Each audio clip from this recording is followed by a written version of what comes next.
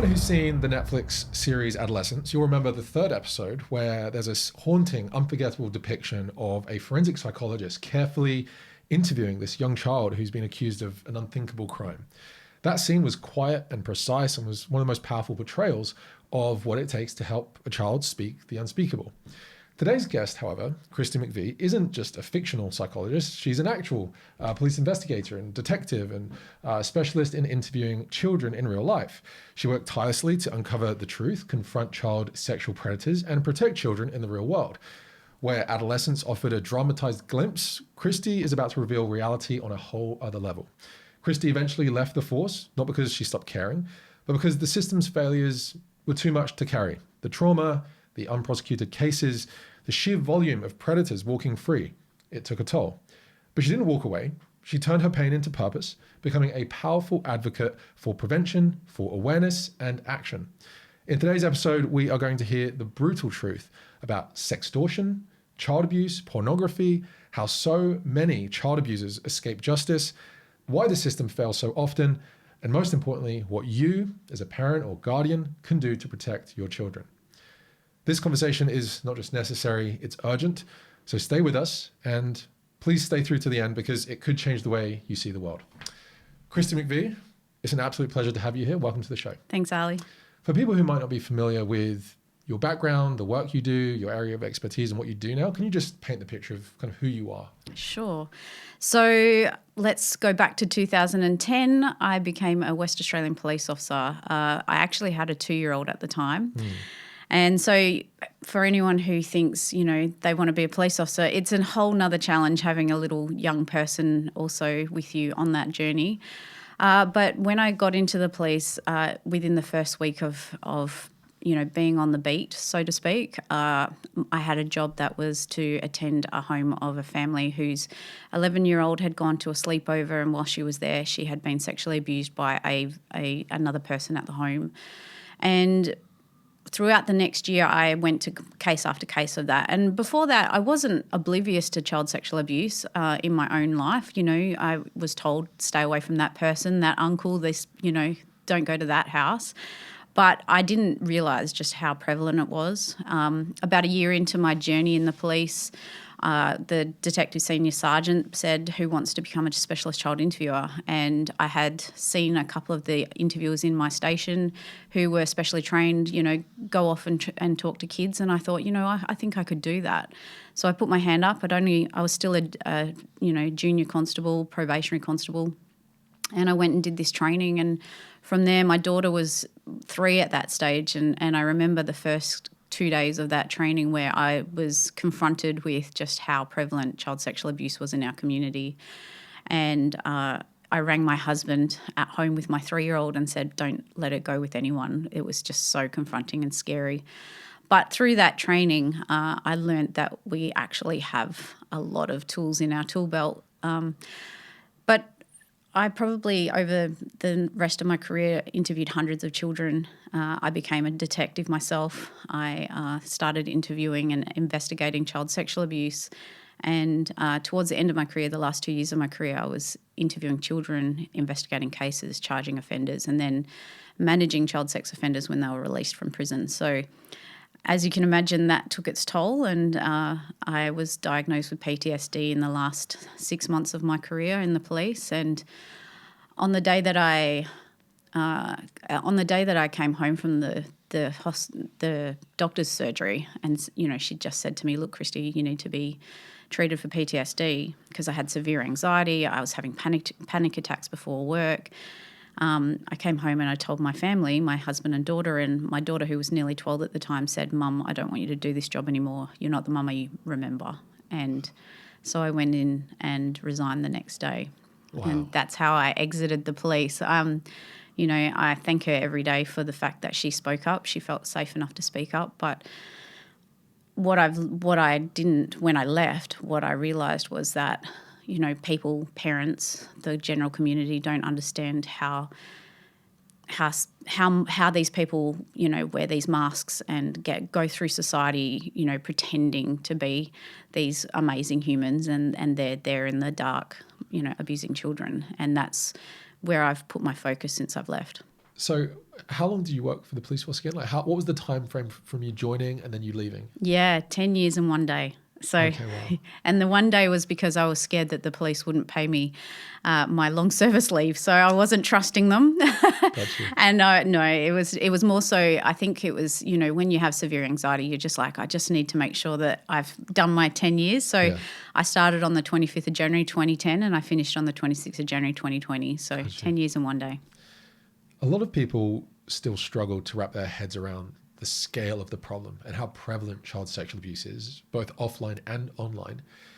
Can you help us like understand just how widespread this is, where it's happening, who are the predators, what are they doing to the children? Yeah, sure. So in Australia, it's 1 in 3 girls and 1 in 5 boys will be sexually abused before the age of 18. No. Yes, and that's from the Australian Child Maltreatment Study that came out last year. We've got research and study. In fact, 1 in 4 Australians, 28.5% of Australian adults walking in the streets have been sexually abused as children.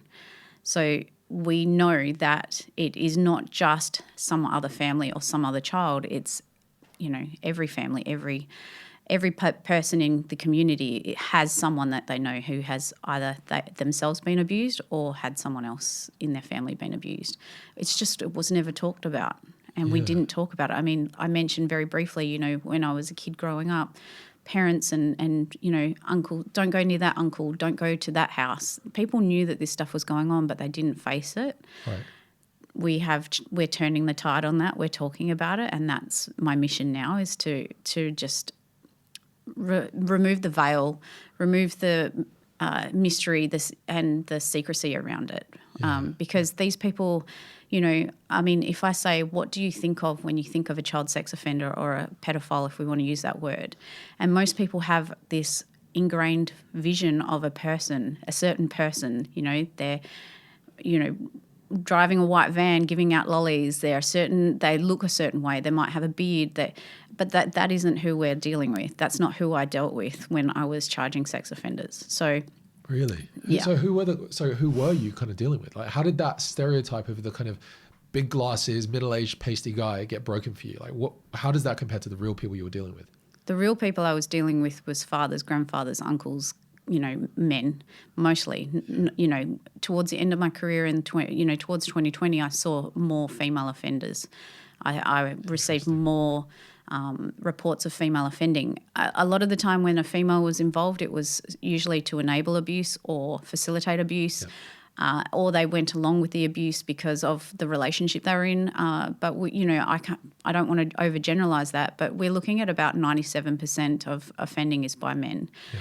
And I was seeing, you know, I was considering this question on the drive here today, that, you know, most of them were, you know, dads, stepdads, cousins. We do have some research from the Australian Bureau of Statistics, which says 47% of child sexual abuse against girls is by a known relative. So 25% by a non-immediate family member. So we're talking grandparents, uncles, cousins. Then we've got 15% dads and stepdads and 5.6% brothers and stepbrothers. And then 30 to 50% of child sexual abuse is by another child.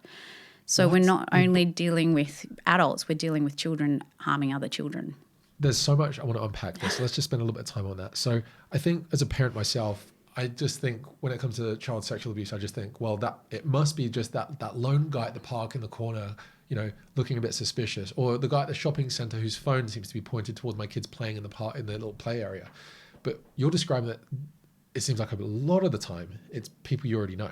Yes, over 90%. Over 90% of the time, a child being abused is by someone the parent of that child knows. Yes. Either within their family or someone you've introduced to them through their school or through their community, through the sports that they do, or it's another child. Is there any telltale signs before it happens? If you're dealing with like people you know, family, friends, things like that? Yeah, so there's predatory warning signs and red flags of abuse or of a predator. You know, they're generally, there was a podcast that I listened to and I 100% agree with it. It was from an FBI profiler, and he said, if someone wants to spend more time with your child than you do, then that's a red flag. And so these people are very good at putting themselves in positions of power and authority over children. I mean, if you're not in the world that I I'm dealing with this every day. There was a research last year that said that 1 in 6 Australian men are attracted to children. One in 6? 1 in 6 have admitted anonymously that they are attracted to children. Now, children is 0 to 18. Yeah, so okay. they're not necessarily all, little kids. When we think children, we think, prepubescent little people, but there are people out there who are attracted to those children. Yeah. There's people who are attracted to prepubescent, and then there's postpubescent children. Right. But that's still, those stats are pretty harrowing, and we need to be mindful that it's not everyone, but it can be anyone. Yep. And anyone in our lives can have the idea that they think that they have the right to abuse a child. Mm-hmm. And so some of those warning signs that you're asking about is, finding ways to get alone with a child, not respecting boundaries, giving children treats and special things, trying to create like distance between you and your child, or, get alone with them behind closed doors, get them semi-nude or naked all the time. One of the last cases I ever prosecuted was of a father who abused his daughter. Now, the mother had just had their their last child, and she was, going through post-baby blues and wasn't really, paying attention. And every time she went out to the shops or to the doctor's surgery or whatever, she would come home and the little girl would be in different clothes, or would be in the shower, middle of the day. And, he had been abusing her for 2 years before the child actually was able to say something.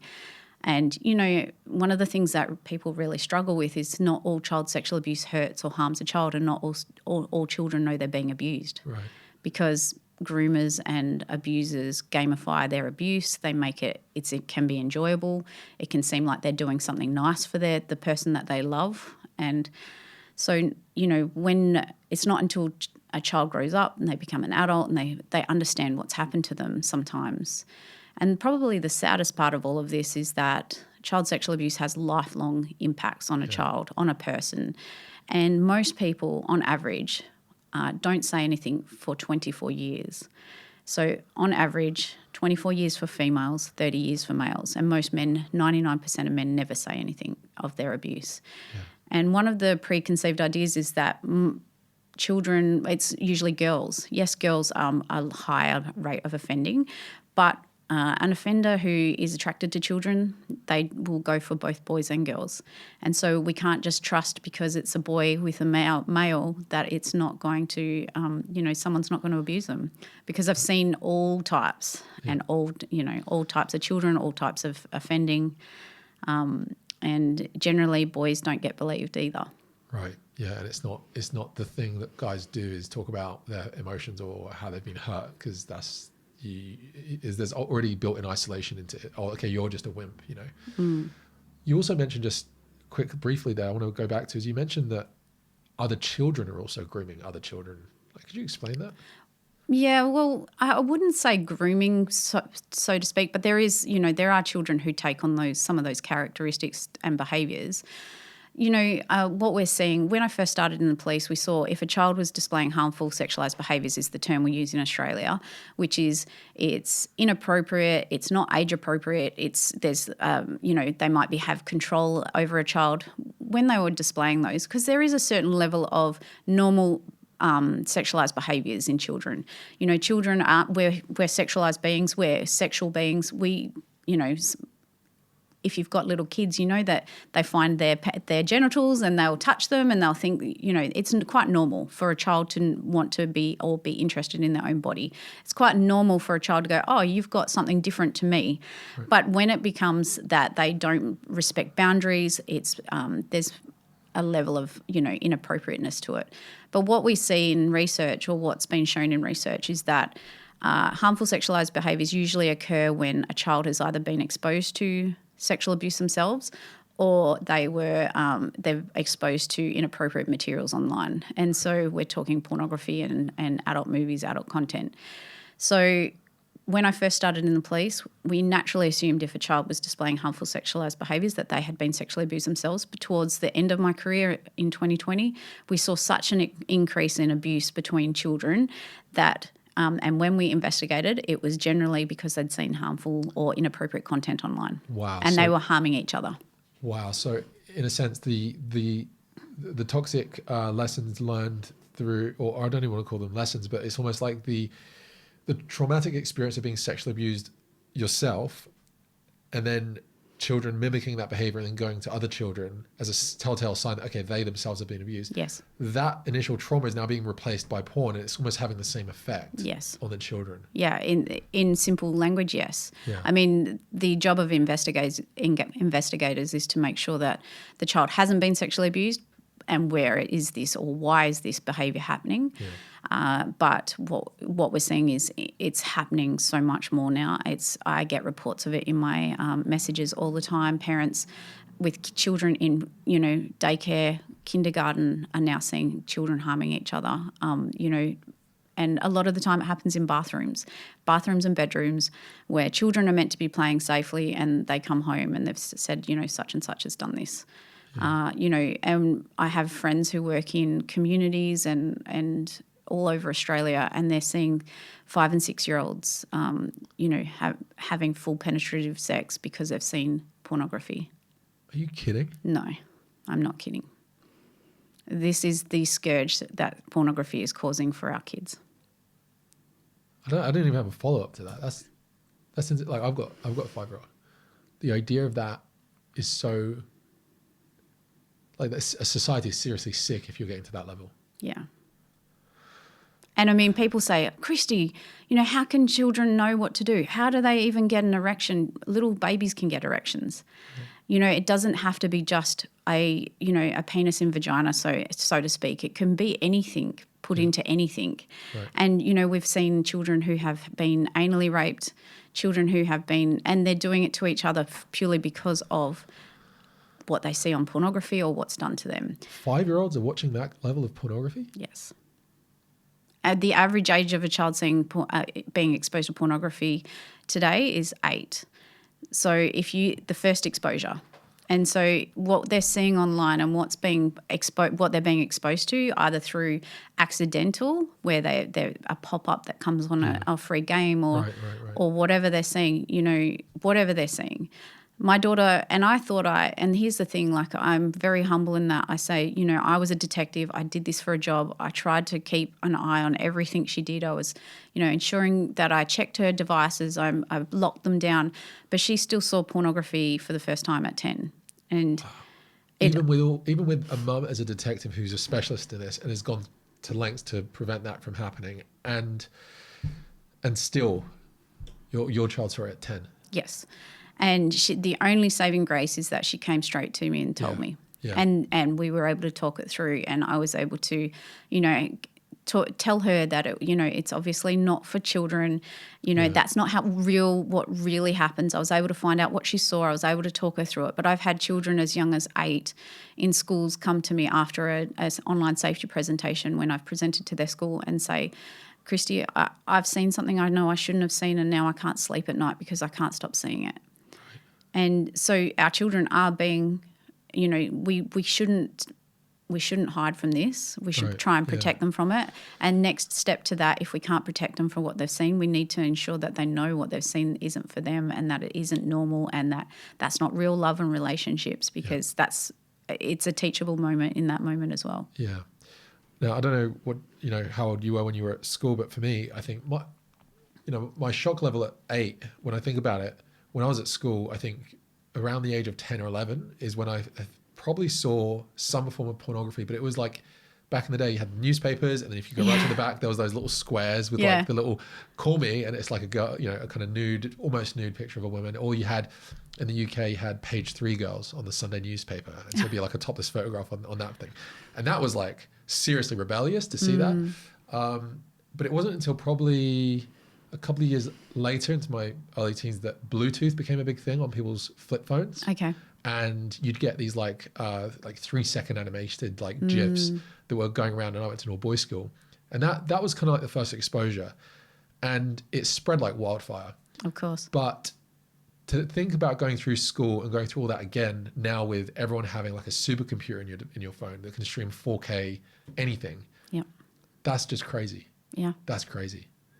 And so, I want to unpack a lot of this stuff and get down to some of the lessons that, you've learned and advice to parents. But I want to go into some more of the details first.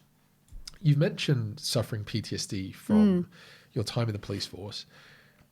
Can you tell me a little bit more of the kind of cases you're involved with, and what stories did you hear or witness that still haunt you long after the case closed? It's one of the things that people don't realize the toll of seeing and hearing. And I'm a visual person, so when someone tells me something, I'm immediately imagining it. I can picture it. And I guess in the height of my PTSD, I thought leaving the police was going to be the answer. And so for the next 6 to 7 months after I left, for a few months there, my nervous system had a breather and relaxed, because you're hypervigilant the whole time you're in the police. Hypervigilant, you're constantly on alert. And I thought, okay, leaving the police was the answer. But about 3 to 4 months, COVID hit. You're locked in, and my PTSD was just horrendous. And there was this, and the reason why I told this story is because this is kind of where I thought I seriously considered taking my own life, because the pain of what I was like going through was so much that I didn't want to keep living it over and over and over again. But I was watching the news on Facebook or something, and I saw that some police officers in Western Australia had gone into a house that was on fire, and saved a kid. And it was heroic on the police officers' behalf. But that footage was like I was there. I felt like I was in that. They jumped the fence, they ran in the back door, they saved this little boy. And I felt like I was in that house, because I had been into situations where I was rushing into whatever it was, whatever incident or whatever place. And I remember when I came to, I was no longer sitting at my computer desk. I was in the dark bathroom, huddled in the corner, crying. And my husband came in to find out where I'd gone, because he couldn't find me, and I was sobbing. And that kind of, that was the first time I'd ever had sort of like flashbacks, or my mind was able to put me into that situation, because I'd done enough jobs to be able to put me there. But from there, then I couldn't sleep at night. There was nights where the first person I ever had to resuscitate, his face would come up. He had, sadly, he'd taken his own life, and I was the first responder with my partner, and his little boy was at the front of his driveway at 1 o'clock in the morning. He was 8 years old. He'd be an adult now, crying at the end of the driveway, saying to me, "Please save my dad." And I couldn't save him. And that's, when I get to Christmas every year, I think of him, because it was 10 days before Christmas when I had to try and resuscitate him. I was the first responder to a murder of a 9-month-old baby, and unfortunately he was also had been sexually abused and murdered. And I see his little body and his little.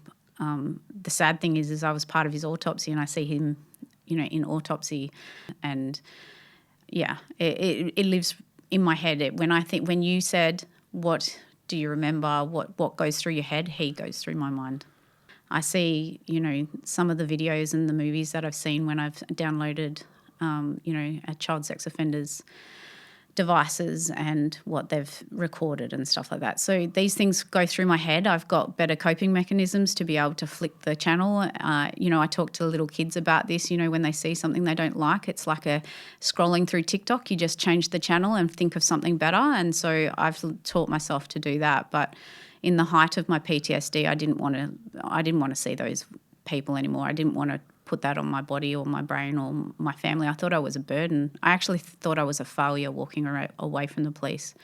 I did love what I did. I loved being in that room with those kids sitting across the table just like this, talking to them in their worst moments and giving them a hug afterwards and telling them how brave they were and how amazing they were, because they didn't deserve what happened to them, but they were so brave for sharing it. And so for me, sometimes, it's a very fine line between it being too much and not being enough.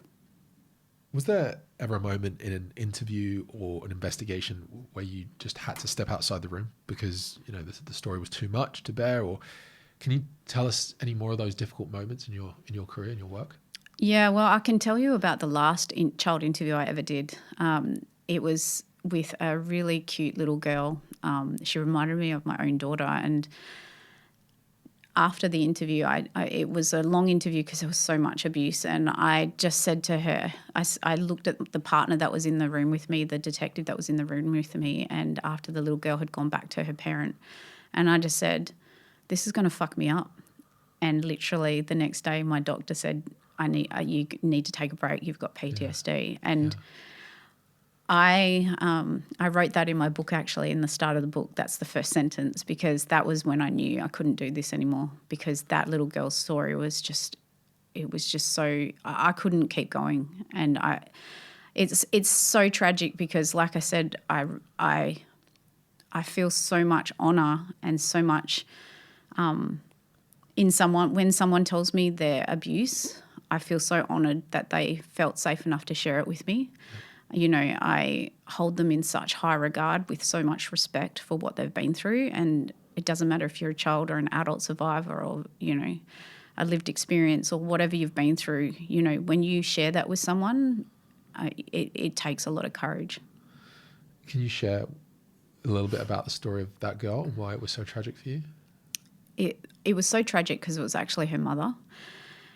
And, and what was tragic about it was, I don't think it started off being her mother on her own abusing her, but then through drugs or through whatever reason, her mother then was abusing her sister and her baby sister. And what she told me actually was like, I actually sometimes have recurring dreams about it, is that, you know, she's in her bed and her sister's in the same room with her and her little baby sister's saying, no, mummy. And so, you know, things like that, people don't realise, you know, that these kids, these poor babies are going through, and we're not doing enough. We're not doing enough to protect them, and we're not doing enough to stop them. Yeah. I think it takes a special kind of person to work in the police force, and I think inevitably it must destroy that kind of person, as you've mentioned it kind of doing for you, because the paternal instinct to protect the children, and if you're a police officer and, you know, you've got weapons, the visuals that I think was screaming out to most people who care about this would be like, you just want to like go and like get these people kind of thing. But obviously there's a process of law and all that kind of stuff, and I could just imagine the internal battle you're going through between constraint, frustration, wanting to just do things on your own or whatever.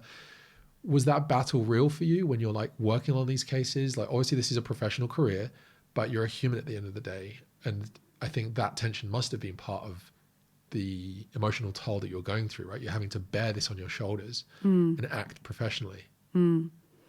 Yeah, sometimes it was really difficult, especially with the ones that were so conniving and sneaky. And I mean, look, in my whole career, I only had one child sex offender admit to his offending. Just one? Just one. And I don't know his full story, and he had actually admitted to more, and I had to chase down those victims. It was historical. And I had to chase down those victims, and all of them said, no, I don't want to do anything about it. Wow. Because, you know, and again, this was a male offending against male victims. So, you know, these are men who have grown up and tried to wipe it out of their brains. They don't want to think about it. Unfortunately, you know, it's always there. So it's really on the victim or the survivor, whoever, to decide what they want to happen. It's never my choice or my decision, which can be frustrating at times. Yeah. But yeah, I guess I have a lot of people say that. How did you remain calm? How did you not want to shoot them? Right. How did you? But I think I had a very very good management of my own emotions in that space. I had to learn how to, you know, disassociate from my feelings and emotions and be there in the moment. Yeah. Not always well, but sometimes I did it. And one of the things that probably stuck with me was that I had a sergeant say, you know, we don't get to judge, we just get to hold them to account. Yeah. So it was, you know, it's a police officer's job not to judge them. That's for the courts. It's a good reminder, I think, in various aspects in life. But it must have been a very desensitizing environment to be in. Like if you're having to see this day in, day out and see what are essentially the inner thoughts of these child predators by going through their phones. Yeah. Did it get to the point where it's desensitizing, or did it never lose its edge? There were times when I definitely desensitized, and that's when I realized, I don't know how any police officer can go through this and not get depression, anxiety, go through the whole range of the mental health disorders that there are. It's just because there's so much you have to switch off from. It wasn't until I left the police how much I had realised that I used to walk around thinking everyone was a sex offender. Yeah, well, you would. Yeah, because you're dealing with 5% of the population 95% of the time. And so the 5% I was dealing with were sex offenders. So it can be like that you think everyone's out to harm your child or to get them. But when I stepped away from it, I realised, actual people are actually good. And so I think for police officers, when I was in the police, and you're dealing with crusty old senior connies. Sorry for anyone who's a copper listening to this. You guys get crusty and you forget, you desensitize, and you start treating everyone like they're a criminal. Yeah. You can. Yeah. Police do lose their humanity if they're not careful, if they don't have enough goodness outside of their lives. Police have the highest rate of divorce rates. Right, really? Yeah. Because you can only imagine I couldn't go home and talk to my husband about this stuff. Right. And if you do, it's like, why are you always talking about work? Yeah, you're right. I couldn't share all of these inner things with him, with these stories with him. Yeah. He knows more about my work now than he ever did. When I was in the police, you can't talk about cases. Right. You have to talk about it with police officers. Right. And then, you become, I know that I have some, there's some shame I have over how especially in the early years, I went through a bit of around 7 years, I was a bit disillusioned. 7 years in the police, I was very disillusioned with policing. And so that changed my whole perspective around how I wanted to treat people, because everyone, you're always getting police officer perspective. So everyone's a criminal, and it's not who everyone is. Victims, even perpetrators, even offenders. There is a story behind a story. And I used to go into prisons and talk to, offenders who had been, doing robberies or, stealing cars and dealing drugs. And generally when I spoke to them, they were victims of child sexual abuse. Yeah. And that's why I was there. I was interviewing them for their child sexual abuse, but they were in prison because they had done something that, wound them up in there. And they... But funnily enough, they were more likely to get more time for a traffic offence or burglaries or stealing than they would for being a child sex offender in jail. No. Why? Why would that? The sentencing in Australia is so disproportionate, it's not funny. And we're starting to see an increase in in sentencing, and look, that's not my expertise. Like I said, I was there to hold people to account. I wasn't there to judge them. But for instance, that case that I mentioned of a dad abusing his daughter, we were only able to find him guilty on 3 counts, and he got 6 years for 3 penetrative offences of his 4-year-old daughter. So wow. And then he's out and free to do potentially that again. Yes. And this is why I think a lot of people get frustrated with this. And, coming from the UK, there are a lot of people that are very frustrated with this, because there are instances where, someone's grandmother has posted something on Facebook that was politically incorrect and gotten more time in prison than people that were involved in maybe some of the rape gangs or whatever's going on in the UK that involve children and that are involving like very serious crimes.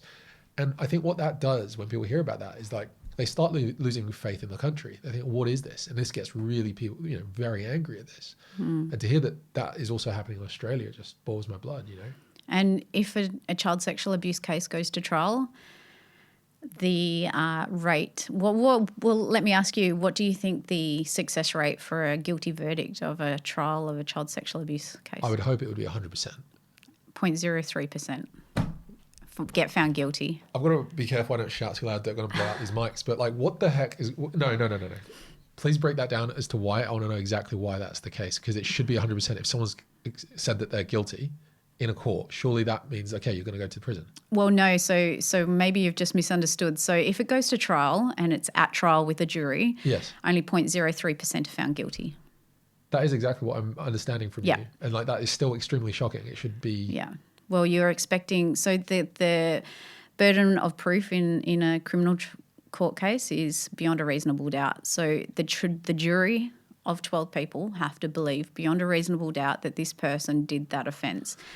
The extreme sneakiness, behind closed doors of child sexual abuse means that there's never any witnesses to child sexual abuse.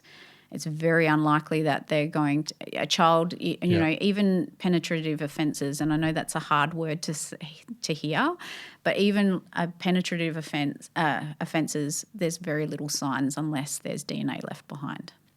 And if there isn't, if they aren't seen in the right amount of time, very often there's no DNA, no offence. There's no witnesses. It's only a child saying this is that's happening.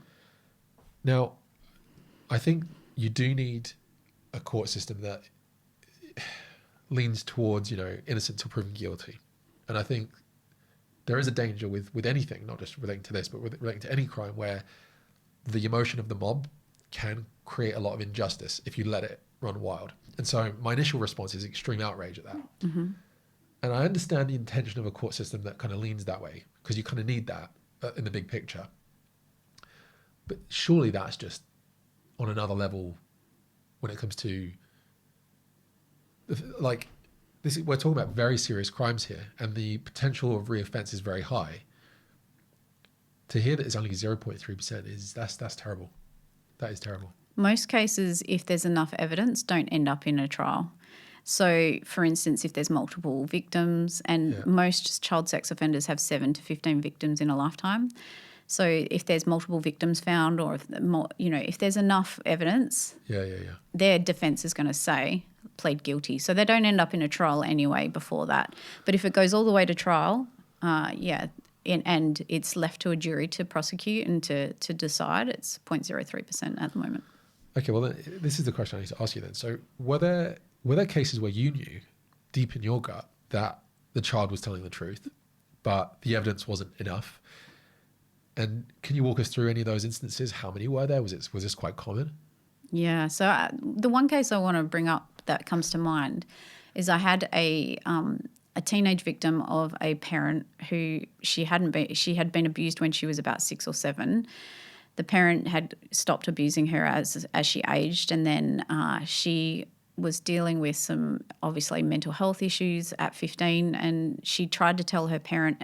And here's another stat that most caring adults can't believe. Only 1 in 3 adults believe a child when they tell them that they've been sexually abused. That's sad. So when a child does disclose, often they're shut down, they're not validated, they're not given support, and this is what makes children the perfect victims for abuse, is because once they're silenced, they never speak again. And if they don't have the support and if they don't have the love behind them, then they're not going to feel safe to be able to speak. Right. And that is what happens in a lot of cases. So she didn't speak again until she was 15, when she mentioned it to someone who happened to be a mandatory reporter, because she tried to tell her parent, her other safe parent, but the other safe parent had shut her down and told her that couldn't have happened. So she comes in and the mandatory reporter reported it. We did the interview. I sat with her after the interview and she was like, I don't know why my mum won't believe me. And the mother was in denial because she hadn't, for lots of reasons, I think, because she hadn't protected her, because she didn't want to believe that this could happen, in her household, etc. So it was a family member? It was the father. Right. So, but because of the lack of... and we write lots of these cases off, insufficient evidence. Yeah. And insufficient evidence, you can reopen a case as long as more evidence comes along. So I was ready to write this off, insufficient evidence, because I couldn't get it across the line. There was no other supporting evidence, no witnesses, no one to say anything. And the day before I was about to write it off, I was literally, sitting with it. I was really upset that I had to do it. Was about to ring the victim and tell her, or the victim's mum, and another case file came across my table from the same perpetrator, from a different family. Wow. And you wouldn't think that I would cheer for that, because I wouldn't wish that on anyone, but I was cheering because finally I was able to, that was 2 victims, 2 different families, same perpetrator. I was able to, keep the case going. Just by happenstance. Just by happenstance. That girl could have not said it to that mandatory reporter maybe a week late or something. There's so many things that could have happened there. Yeah. So then that victim came along, and so then I started interviewing more families and more people, and I found a 3rd victim, and happened to be the son of the same perpetrator, and I was able to put a case together. And unfortunately, I left the police before it actually went to court, but right. I never got called up for court to give evidence, so I'm assuming he pled guilty in the end. Yeah. And but, those are the types of things you don't always get multiple victims. You don't always get. And what we do see a lot of the time is a little person, a child, when something's happening to them, they will tell the safe adult. If it's another parent, they will tell the other parent that's not harming them that they feel safe with. Yep. Once they've told that parent, they feel like, finally, someone's going to do something. So that parent will go do something, but the courts don't believe them, or the family court doesn't believe them, or police are like, why won't they tell us? Yeah. And so, even I had cases where I would sit across the table from a child, and I would be, doing my thing, trying to get them to tell me what's happened, and they wouldn't tell me because they didn't feel safe in that moment. They were rushed. They didn't know that they were coming to see me. And I could tell that they were abused, but they weren't ready to tell someone. And that was probably the hardest part about it, is because in that moment, maybe I could have helped them, or maybe not. I might not have been able to get sufficient evidence, but they weren't able to share that with me. And some of those cases are really hard to deal with, because that child's in harm's way, and you're sending them back to their abuser. Yeah, of course, because that's where they live. When you say that you could tell that they've been abused, but they couldn't tell you, are you talking about that you had background information, or there were things that they were alluding to that you could tell there was something there? Yeah, it was almost like they wanted to say it. They would get to a point and then they would change subject. They would sit there, and there was kids that I used to interview, and one part of the things that I said to them at the end is, you can come back and see me anytime if you ever want to tell me something. And I sometimes had kids come back a year later, 3 months later, 2 years later, who would have, had probably been sitting on the information that they had, or like the evidence and what they needed to say, but they just didn't feel safe enough. A lot of kids who are still in the home with the abuser, the other parent, it might not be a safe parent either. Like, they could be abusing them in other ways, or they're just not safe because the child's trying to protect them. Yep. And so, children they are sponges. They are aware. They know everything, and they will protect everyone around them. And especially because grooming is so invasive, it can make a child believe that they've got no one on their side, and it can make children believe that they have to protect that person. Yeah. I've seen perpetrators tell children, if you say anything, I'll go to jail. If you say anything, I won't be able to see you anymore. And they use that against kids. Yeah.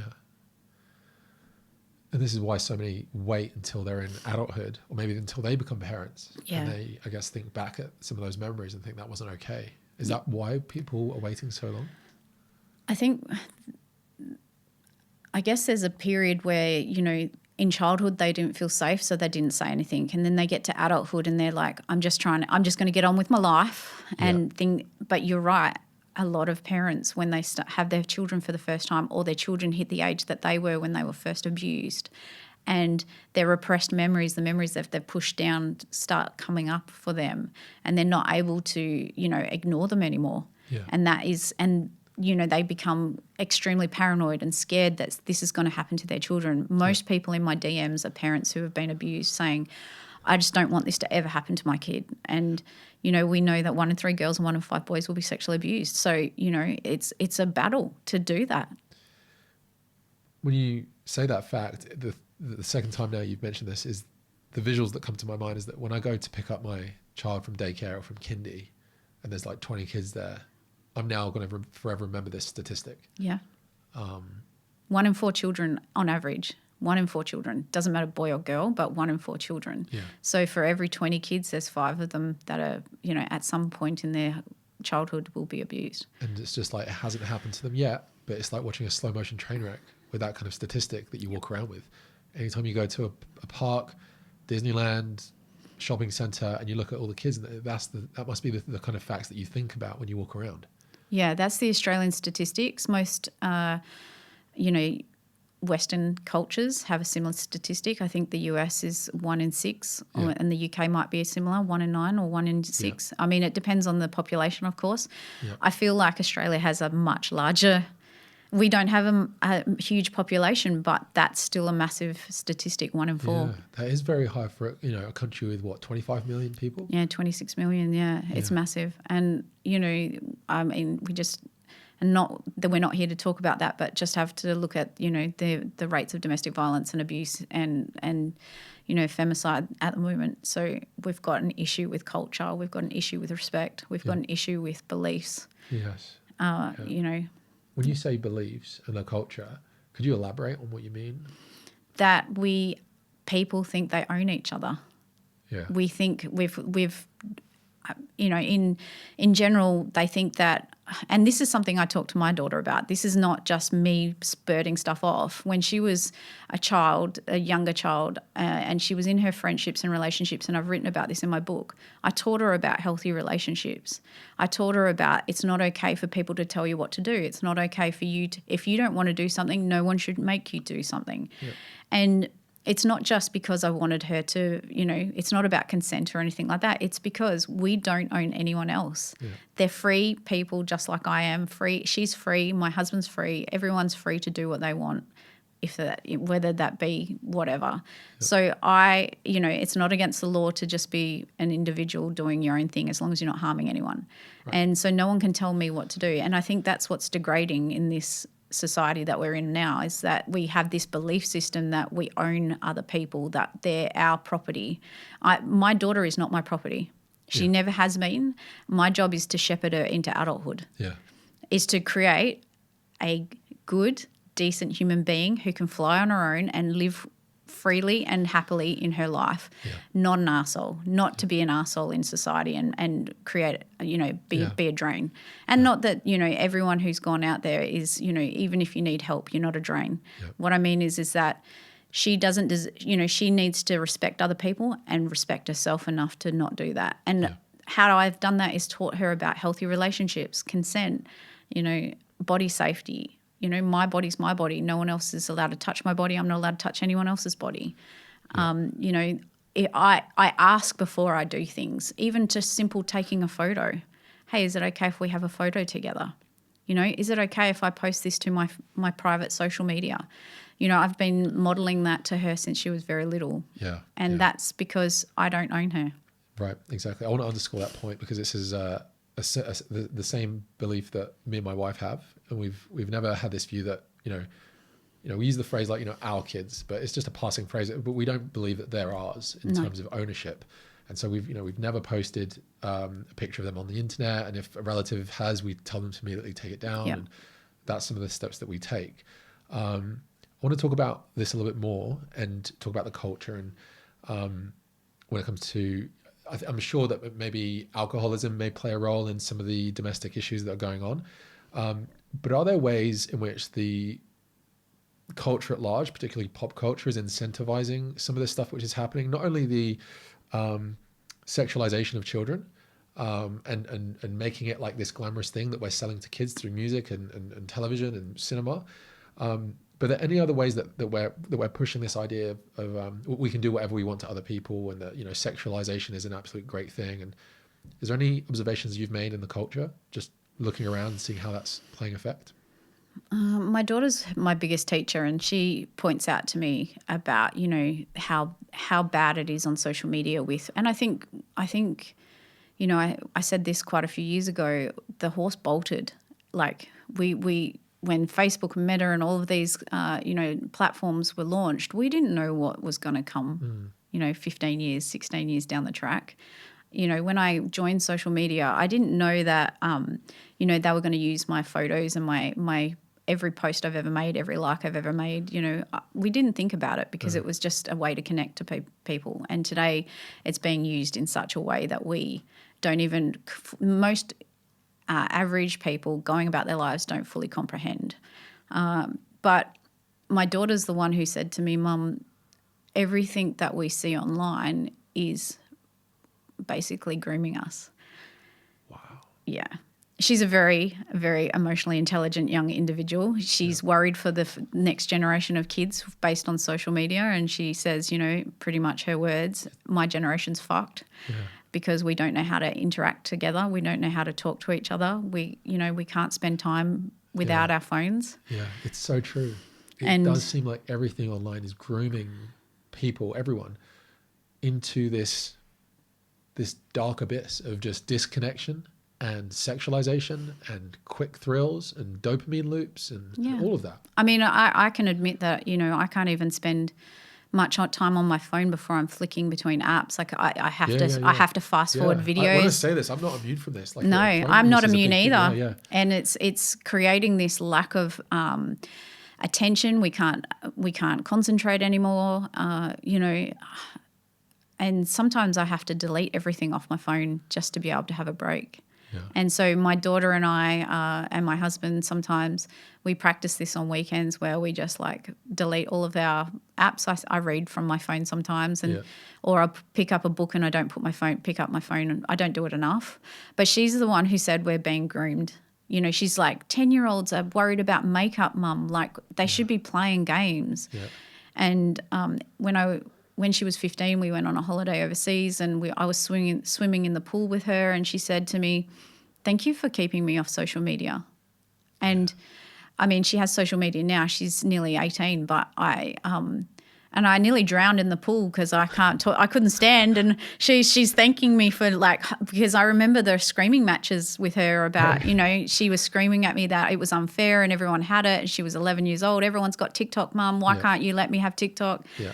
And, and I just said, not yet, bub. Yeah. I'm your mum. It's my job to protect you, and this is not good for you. Yeah. And she thanked me. She said, I had a childhood. I was still playing with Barbies and Schleich horses and, wearing unicorn T-shirts. I wasn't worried about what people were doing. Yeah, yeah. She was exposed to it through her friends. Right. But, at least that was minimal exposure at the time. Thanks so much for sharing that, particularly the detail about the screaming matches, because it's so true. My wife and I hid the iPad maybe a year ago in this house, and we found it about a week ago. My wife was like, "Oh, should we?" I was like, "No, put it right back," because I suddenly got the flashbacks of why we hid it and just all the screaming matches. And these are incredibly addictive, particularly for a 5-year-old's mind. It's just flashy and colourful. Yeah. And screens are very hard to avoid, and I admire parents that have shut them out entirely. There's been phases in our parenting where we've I removed the TV from the lounge and just hid it somewhere else, and we just had no TV, and that was a great time. But connection. Yeah, it can be very, very difficult to maintain, especially with our very, and this is probably feeding into it as well. But we're not growing up with kind of a lot of support these days as parents, and we lean on screens as babysitters. Yes. And so one of the things we've tried to do is, try to use more educational programs that maybe teach the alphabet or numbers, or use, children's animations that are very from the 90s. Yes. So for now, it's I'd rather, if we are going to watch a Disney movie, let it be from the early 2000s or the 90s or the 50s. Yeah. Whereas the stuff nowadays, it's just so hyper and kind of sexualized as well. I think some of the taboos that were in place before are now broken through. And so it's getting younger and younger now when we're starting to introduce kids to concepts that were just so foreign in the 90s when I was growing up. Yeah. And it's just in TV adverts, just regular TV, just even something as simple as a kissing scene in a program like Friends, which was probably more catered to a more of an adult audience back then, is now just normalized. And you think okay, I think some of those taboos were good, and actually that kind of ring fenced some things which protected exposure to that for good reason. But I wanted to get back to your time at the police force. You've worked inside the justice system. If you had to be blunt, where is the system failing children the most? Well, there is no justice in the justice system. And I have to say that again, because there is no justice in the justice system. Only 0.03% of cases that go to trial, child sexual abuse cases that go to trial, actually are found guilty in Australia. And the amount of energy and effort that goes into getting them to that place, who would want to go through that? I don't blame, victims for not coming forward. I don't blame people for, not wanting to report it, because it is an uphill battle. There's a case in WA, and it's recently gone through where a West Australian senator in the Senate was charged. He was investigated and charged with child sexual abuse. Obviously, he had to resign his position at the time, but he was charged. He was found guilty. And on a year later, he, has appealed his sentence. He appealed his court case and had found a loophole through the fact that the child, when interviewed, was, giving her evidence under the table because she didn't want to be seen by the camera while she talked about what he did to her. Mm. And so it was found a mistrial because of that, because they were able to use that against the victim. And now he's out walking. He's free to walk around. The new trial isn't going ahead because they had to pull it because the child is now 11 years old and she doesn't want to do it anymore because of her mental health, of all the stress, the strain, the struggles that she's gone through just to be believed. And now people are saying she didn't, she was under a table because she didn't want to be seen. And how hard it is for adults to even admit, to share, to disclose what's happened to them. And we expect children to sit across a table like perfect little soldiers telling stories like that. Let me make sure I don't misunderstand you. The person who was accused, I'll say, of sexually abusing a child was taken to court. Found guilty. Mm-hmm. Imprisoned. Mm-hmm. So from the time she gave the evidence to the time that he got sentenced was 3 years. He spent a year in prison. It's been found that there needs to be a retrial because of her evidence was not deemed sufficient at the time. He was found guilty on because she was scared to talk about it, and she was sitting underneath the table when she gave it, so she couldn't be seen by the camera because it was so hard for her to talk about. But through that loophole, they were actually able to have it deemed a mistrial. And so he was then released from prison, and it was meant to go back to trial and reset for a retrial. And then the family said, no, she's now 11. It was 7 when she was first gave it, that first interview. She's now 11. She doesn't want to do it anymore. 4 years later. And this person is currently in He was a senator, and I'm not sure what his political interest is now. So he's deemed not guilty, even though he was found guilty in the first trial, he's now walking free. He's now talking about getting back into Parliament. You can't name him? I'm not going to. Can you tell the political party it was? We'll leave it there. You can Google it. Okay. It's all in the media. Okay. Why aren't we holding adults to account? Why are defence attorneys cross-examining children and telling, are you sure you remembered it that way? Yeah. Gaslighting. Yeah. Defence attorneys are really good at it. I don't know how.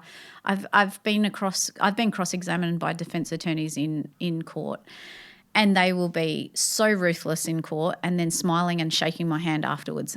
No hard feelings. I don't know how they do it. I do not. It's like I struggle with how they can do that. But, no child should have to go through that process. They should never have been there in the first place.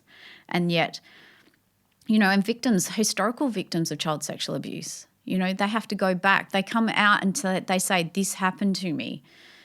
Who would go through that every step of the way? As a historical victim who it happened to them 15, 20, 25, 30 years ago, why would anyone put themselves through that process? Yeah. They are being at every step, even with police. Are you sure you remembered it that way? Yeah. Is there anything else you can tell me?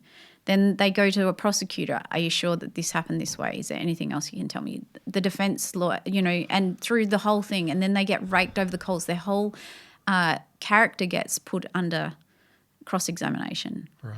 And if you're 7 when you first came out and talked about this, and it doesn't, happen for another several years, let's say till you're 10 or 11, that's like 30% of your life at that age, 30-40% of your life, just years go by, and it's such a big part. Whereas for an adult prosecutor, who cares, a couple of years. And well, they've got so many cases. They've been right.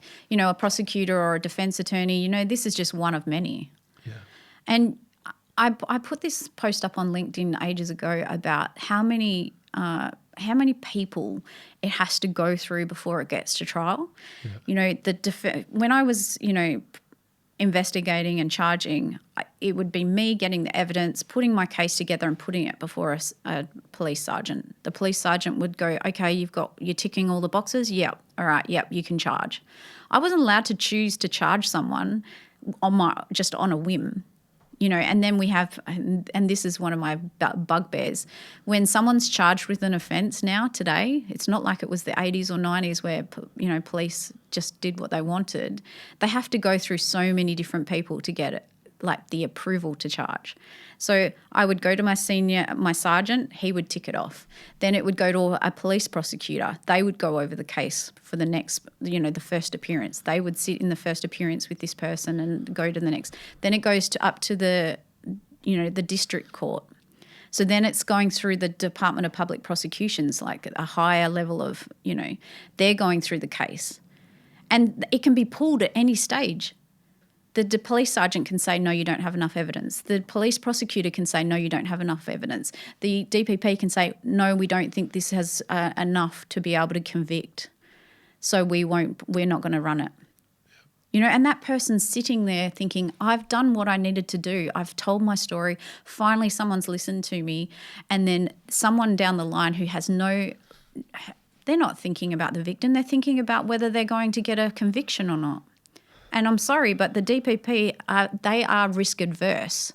They don't want to, they have to, every time they get a not guilty verdict, they have to explain to the head of the Chief Justice why they didn't, or whoever their boss is, why they didn't get a conviction. So they have to write a report on it. So then they are going to go, what's the probability that this is going to actually get through we're going to get a guilty verdict? And there are some really good DPP, some really good prosecutors, some really good people who are fighting hard, but they are working against a system that isn't fighting hard enough with them. Yeah. So, and then it gets to trial and you've got to, and there's a warning. I don't think they give it anymore, but when I was first in the police, there was a judicial warning that said children are not reliable witnesses. So you need to, if there's not evidence to substantiate or evidence to support what the child is saying, then you cannot convict on just the child's evidence alone. And they used to give that warning before every child abuse case. Right. Now, I don't think they do it anymore, but still that sits free in my head, like the fact that even chief justices, judges sit there and warn the jury that children are not reliable witnesses. So you're planting that seed of doubt from the get-go. Yeah. They used to give that warning right before they started. Wow. It's almost like the whole system's bent against the child, and you've got this impossible David and Goliath setup. Yep. Where the most vulnerable, who's perhaps traumatized and has pushed themselves to the very edges of their courage to try and even speak a word about it, have a whole weight of the system against them, it seems. Yep. Let's move on to something else which is equally horrific. Oh, goodness. We often think about sexual abuse in terms of physical proximity, but you've spoken about the fact that all it takes is a phone. Yes. What's a real world example where a child's online interactions turn dangerous? And could you just talk about the general state of just, online sexual abuse involving children? Mm-hmm. So one of the things that I'd like to point out is there's two types of online predators. One is financial, so they're sextorting. So they're basically, grooming children into sharing nudes so that they can extort them for money is the most common way that they do that. And then the second is a pedophilic or attracted to children. So they want children's photos and videos and they groom them through that way in order to, because that's what they're into. So if we look at it from those two perspectives, financial and in predatory, pedophilic, we're able to realize that most of this stuff is very similar. It's just what their motivations are. So some of the other abuse I would say is intimate image abuse, which is the actual criminal term, where a child or someone shares a nude with a potential partner or someone they like, and then that gets shared around. We see a lot of that in high schools and now in primary schools, where children are sharing nudes or are convinced to share nudes with someone, or they just share them because they think that that's what's normal. And then, it gets shared around school. So that's very normalised. Most kids think that that's a normal part of childhood now. And in actual fact, probably a scary fact for most parents is most children will share a nude before they ever have their first kiss. Wow. If they've got a device, they're not being monitored, they're not being supervised, they're not having you're not having conversations about online safety, about the reasons why people might think that this is okay to do, then they're going to share a nude before they even have their first kiss. It's the wild, wild west. We're giving them a device that lets every predator into your home. And most of these abuse cases happen in the bathroom or the bedroom, where they're on their own and they can try this out, do this, whatever. But it's very normalised in our culture that children should, be taking photos in their bikinis or in their underwear or, whatever. Yeah. And so what happens, could you explain the process of how that sextortion exactly happens? So generally it's, and in a lot of the cases I've seen, and I get young teens contact me. In Australia, we have the Australian Centre to Counter Child Exploitation. They report that 97% of sextortion is to boys. So it's generally organised crime gangs or people, bad actors they like to call them in that space, that are basically trolling the internet, trolling social media. Instagram is a big one for young people who, they throw the fishing net out and they answer, basically. So they'll send them a DM. They'll be pretending to be some sort of hot-looking girl or someone their own age. These are obviously fake accounts, catfish accounts. They're talking to them and they talk, I'm bored, want to share nudes, or I'm bored, let's have a video chat. There's actually females in these organised crime gangs that are doing this to young men, and they will share their own videos, all of the videos they've collected. There's a case in the US where a dad, between the time he was contacted on Instagram to the time he took his own life was 2 hours. And so this young man, this young boy, 16 years old, he's, the messages go, hey, what are you doing? What school are you at? I'm at this school, pretending to live near him. They have talked to him about, his baseball or football, whatever he was in, pretending to be someone close from another school. And then they've asked him for nudes. He's sent them, she's sent them. Generally, they'll send them first. When I say she, it's not a she usually. It's just someone behind a screen.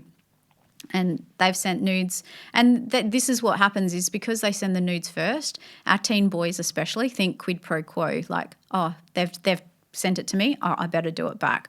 And they get quite forceful. They're like, come on, are you chicken? Are you, they goad them. And what's a 16-year-old boy? They're going to answer that goading. And, so he received these nudes. He sent the nudes back, and then the extortion started. Give me $1,000. If you don't give me $1,000, I'm going to share your nudes to your family and friends. From there, he was like, well, if you'd share it with my family and friends, I might as well kill myself. And they goaded him into killing himself. Are you kidding me? They actually doctored his the messages to show that they had. So what a lot of them do before they actually start the extortion, or once they become friends on Instagram, or they screenshot all of their friends. And so they've basically got a never-ending list of targets because, your teen might accept their follow or friend request, even if they've got a private account, and then they've got all of their friends and all of their friends. So they'll screen record or screenshot, all of their contacts, so they know exactly who they are, who to target next. And then they will pretend that they've sent them. Like in this case with this teen boy in America, they pretended that they had sent it to his mum, and they hadn't. She never received any messages, but by the time he'd taken his own life, he didn't know that. And they are starting to goad kids into killing themselves. And last year I was at South by Southwest Sydney, and I saw the e-safety commissioner, and she mentioned that 17 teens in Victoria had taken their own life in 3 months because of sextortion. Are you for real? Yeah. And this is stuff people aren't talking about enough. Like we've got kids taking their own lives every day because of this. And I've got teens who contact me and going, I can't talk to my mum or dad. I can't tell anyone. And because I always say to them, I'm a stranger on the internet. Have you got any safe person that you can talk to that can support you whilst this is going on? Yeah. I always tell them, you're a victim. Yeah. You're a victim and this is not okay. What's happened to you, you haven't done anything wrong. You're not breaking the law. You've been tricked. Just the shame must be unbelievable. I wish I could tell them all that not to think that they've done nothing wrong. Yeah. They were this tricked. Could have happened to anyone. Yeah. It happens to adults. For goodness sakes, there's adult men. I had a 24-year-old man reach out to me and say I was tricked into giving nudes and they've gone and extorted me. And he had a full-time job and he paid them. And I said, well, they're going to harass you until you stop paying them. And if they send you – and, sometimes I tell these young kids, 15, 16-year-old boys, hey, there's AI now. Just tell if they send it to your friends, say, I didn't send those nudes. Gosh, I don't know who that is. Yeah. Pretend. You don't have to admit to it. Yeah. But talk about it with your friends. Wow. One of the things that's exploded recently is AI. How are child predators weaponizing AI to further their twisted goals of child pornography or sextortion or whatever it is? Yeah, there was a case recently in the UK where a man who he was unemployed actually, and he had some knowledge of AI and he was taking orders from pedophiles and predators and parents on turning their own children's images or children that they had taken images from social media or from anywhere and turning them into child exploitation material, child abuse material that looked like the child, them being abused. He was also able to put the parent or the person ordering this child exploitation material into the abuse material so it looked like the parent or the person ordering the material was abusing the child. And it's all through these very accessible programs that are online now. Are you kidding? No. So when you say he's taking orders, what does that mean? Like he was literally like almost like a food delivery order? Yeah, like this is what I want to happen. This is what I want. This is the child, like giving him the actual photo of the child. I want this child in this video doing this and I want to be in it, being the one to do it to them. And parents are doing this? Some parents, yeah. Some parents who want AI pornography of them raping their kids Correct. are sending pictures to strangers online to create these AI videos for them? Correct. And I mentioned that because in regards to when I was just leaving the police, and this wasn't, I've been out of the police just over 5 years, but there was one of the last cases that I was involved in. I wasn't the investigating officer, but I was part of the team. And there was a dad who was on the dark web and we were going out to arrest him because he had been on the dark web asking for tips and hints of one of the other pedophiles on how to groom his own children to abuse them so that they would enjoy it. I'm like shaking a bit now. I had no idea the AI had gone to that level and that people's imaginations had gone there. Is there anything else you can elaborate on the story of AI and how it's endangering children? And is there anything, I don't even know the question to follow up with that because this is a new thing for me.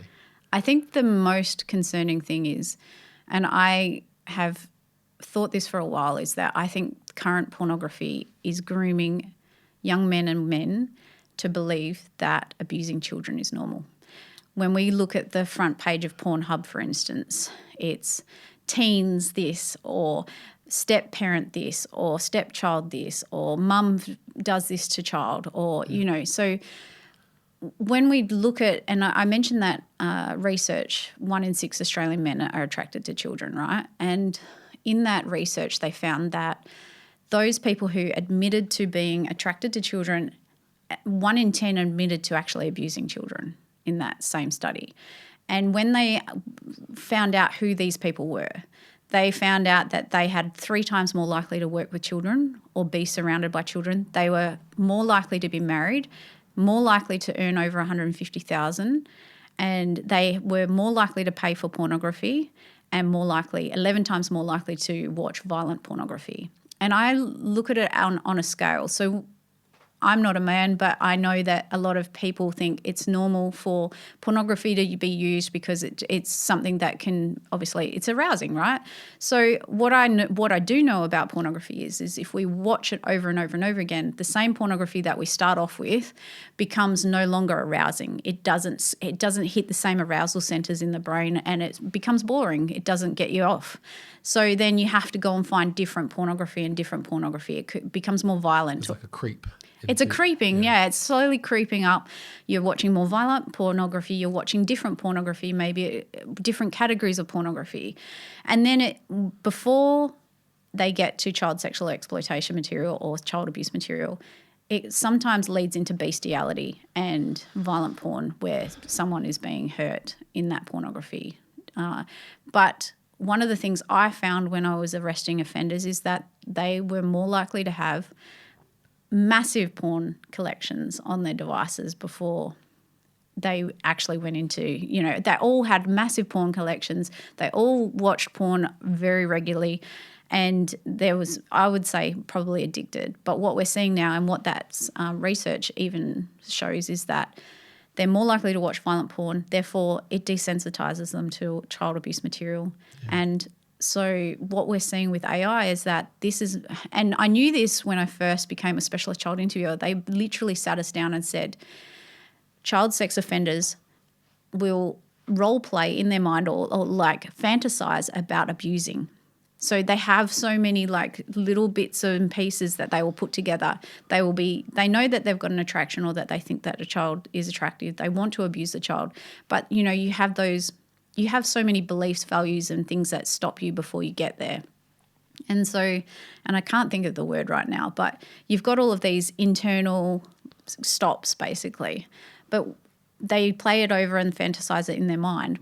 And then eventually those little internal stops or those little internal things that stop you from abusing get weaker and weaker and weaker. Visualize it as like the gates of hell. Correct. Open up. Yeah. And then they try it. And this is why we used to see more child sex offenders in their 40s because they've spent 20 plus years battling with it, right. trying to not. I mean, I'm not saying that child sex offenders don't start earlier, no, of course, but we used to see it more middle-aged men, but now we're seeing 10, 20-year-olds being charged with child sexual abuse, and the only difference is the fact that we have so many. They have so many options. When I mentioned about my daughter, seeing porn for the first time at 10 years old. And what I did was I went and downloaded like a app to be able to try and block some, because I thought I'd locked it all down. So I went and downloaded this app. And then I thought I would test it. So I went into all of the things. I went into YouTube and I typed sex and obviously nothing came up. But it suggested a video called SAX. And right. I thought, Kenny G, right? Right. Unfortunately, no. The first video that came up was a man having sex with a goat on YouTube. Right, you found it on there. To completion. Yeah, well okay. No, don't need to explain more than that. And so for me, if I can find that on YouTube with my daughter's device locked down, right. with my, everything going on, we're leading children there. It's like it's almost like a virus that is like colonized everywhere. Like I don't think any social media app is safe. I want to go back to so many of the things you've mentioned. I want to just spend hours on, but one of the things you mentioned was the propensity of child sexual abuse to happen within the home. And I wanted to ask whether there are any instances or family or social situations or dynamics where child sexual abuse is just statistically higher. So whether that be from broken homes, step parents, I have heard something to do with step parents. Can you explain that? Yeah, I've got no research on this because I'm sure there is some, but it's not, I haven't seen it properly, but I know that, children who are from separated families or families that are, someone claimed on one of the podcasts I saw that it's 100% increase if there's a step parent. Yep. Or maybe, massive amounts.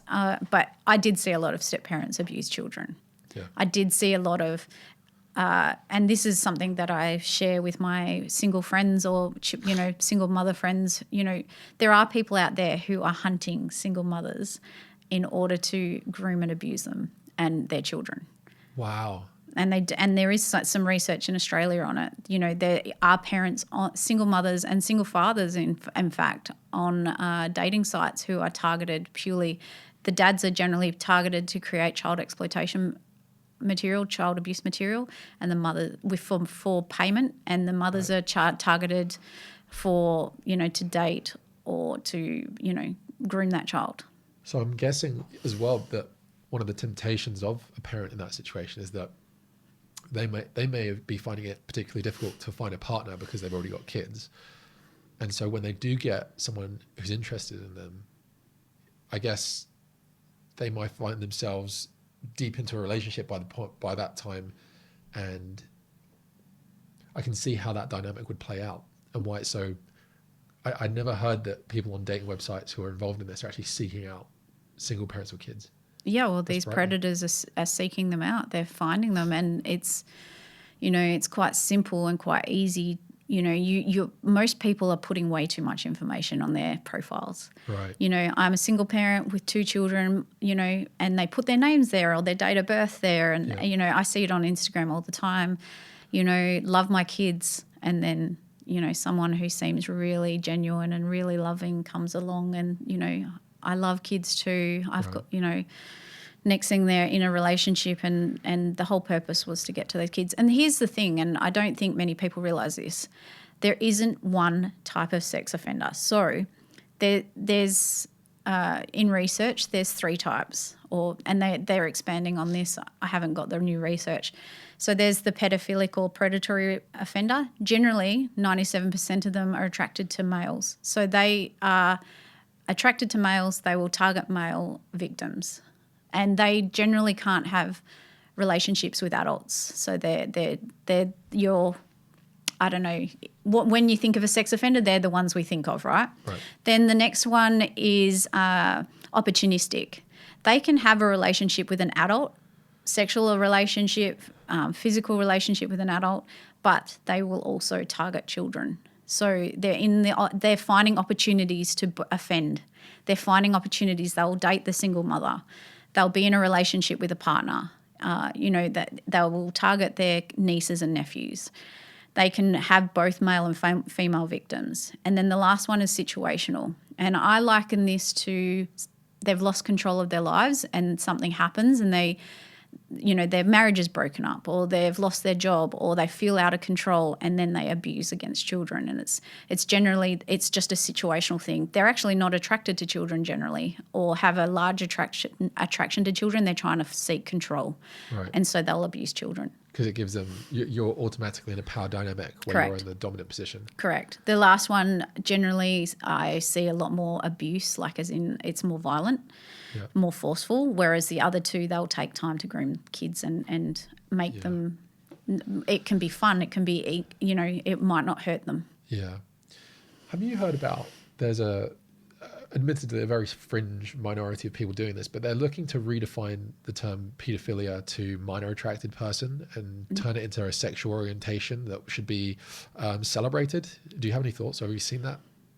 I want to vomit in my mouth. I think that is a really dangerous thought process, a really dangerous thing because this is not okay. There is no, you can't see, it's really hard to talk about. If I could imprint what I have seen and what I've heard and all of the victims I've spoken to over even now, today, messages, people, sharing their stories in my messages, you would not think that was an okay term. It is not okay to use and it's not okay because yes, okay, there might be a small percentage of people who don't understand why they're attracted to children, and they, it's a psychiatric condition, because no way, no how can you think that it's okay to abuse kids. And as a parent, as human, no way. Not with what it does. Not with how it harms. In fact, and I've said this on record before, it is worse than murder. Yeah. And for the rest of my life, I will say that, scream it from the rooftops. Because when a person is murdered, they are no longer in pain. They are no longer suffering. Yes, the family around them suffer, and they are no longer here. And whatever religion or belief you have, but the person who is sexually abused lives with that for the rest of their days. Yeah. It's like you've killed a part of them. You've killed their innocence. You've killed their childhood. You've killed their potential. You've killed every part of them. And they have to learn how to walk with that for the rest of their lives. And killed future relationships, and all that kind of stuff. I mean, look, victim survivors, lived experience, they will say, you do, but, every part of them is now changed from that moment forward. When we're adults, we have a responsibility to protect those who can't protect themselves. I don't care who you are, what you believe in, where you stand, but our responsibility is to children. When we're an adult, we have power and control and authority over children. We are naturally the more dominant, the more and with that holds a responsibility to do the right thing by the people who can't, protect themselves. Yeah. And that's how I live my life. That's how I believe. And so, in a lot of these relationships, in a lot of these, in these places where that is lacking, those people are like, where that is taken away from someone, then that is wrong. Yeah. Yeah. We don't own anyone, and we shouldn't control them. All right. Well, I think that basically covers, the entire approach to this conversation. But when it comes to what parents can actually do, I wanted to ask you about what they could be implementing in their homes, in their routines. And so you mentioned Instagram and social media apps like that, but what can parents actually do tangibly to protect children from those spaces? Is it basically just a matter of making sure that they don't have access to screen time, or how do you approach that? Well, first of all, what I want to say is that when I was in the police, what I noticed is the children who came forward sooner to either report physical sexual abuse or in-person sexual abuse or online sexual abuse, those children had a level of body safety education. They knew that what was happening was wrong, it was inappropriate, that it shouldn't be happening to them, and they also had a safe adult or a safe environment that they could go and share with. So if I was to say the two things that I would do, the very basic things you can do is teach them about body safety. My body is my body, your body is your body. I have no right to touch your body, you have no right to touch my body, etc. There's a whole range of things that other lessons that come with it around, consent, private versus public parts, naming bodily autonomy, all of the things that will help a child not only feel confident but also empowered, so that if someone does something that makes them feel uncomfortable, makes them feel unsafe, or is against those body safety rules, they will speak up and then be that parent that can listen. There's actually 2019 there was a study done in the Queensland prison. I'm not sure where. I can share the research. And they asked child sex offenders, what stopped you from offending against a child? And 84%, what stopped them the most was a child's resistance. So right. A child said no, a child spoke up and said, you can't touch that or you can't do that. They offered resistance. Yeah. The 16% was a protective parent. Wow, okay. How important is, when it comes to teaching kids, to say no, how important is it to actually role play certain circumstances and almost act it out where, you literally say to a child, because I've done this with my son and daughter, it's like, if you're at a shopping center and someone's like, hey, we've got like some sweets for you, or there's a puppy, come and have a look. I've role played it and I say, you say no to strangers, right? And then I give them that circumstance with the lollipops and I was like, what would you do? And they say, well, yeah, you'd go along. And then this need to role play I found has been really helpful. Yes. Is there any tips you could share here? Yeah, so I did the same thing with my daughter. And, let's put it back to my own training in the police. I was taught to do high-risk vehicle stops and, active shooter drills every year. I was taught how to use my taser and my firearm every year. And I did all sorts of training every year. And I never actually did a high-risk vehicle stop or an active shooter. And so the thing is that, but I was training in case it happened. Now, some people, if you're a parent, will go, oh my gosh, but it's going to scare them. Well, no, we have language that can actually protect them. We have language where we're not talking about stranger danger. That is a word that I really dislike. It should be tricky people, tricky behaviours, because stranger danger means it's someone they don't know. When over 90% you just blow my mind. Over 90% of child sexual abuse is someone known to the child. Yes, I just made the connection. Yes. Because the stranger danger thing is a term that we've only just started to introduce because a friend of ours has been using it. I was like, it's probably a good catchphrase. But you're so right. If the majority of sexual abuse cases are involving people that aren't strangers, then... They're tricky people. They're using tricky behaviours. They're using unsafe, uncomfortable, inappropriate behaviours. So what's the line again?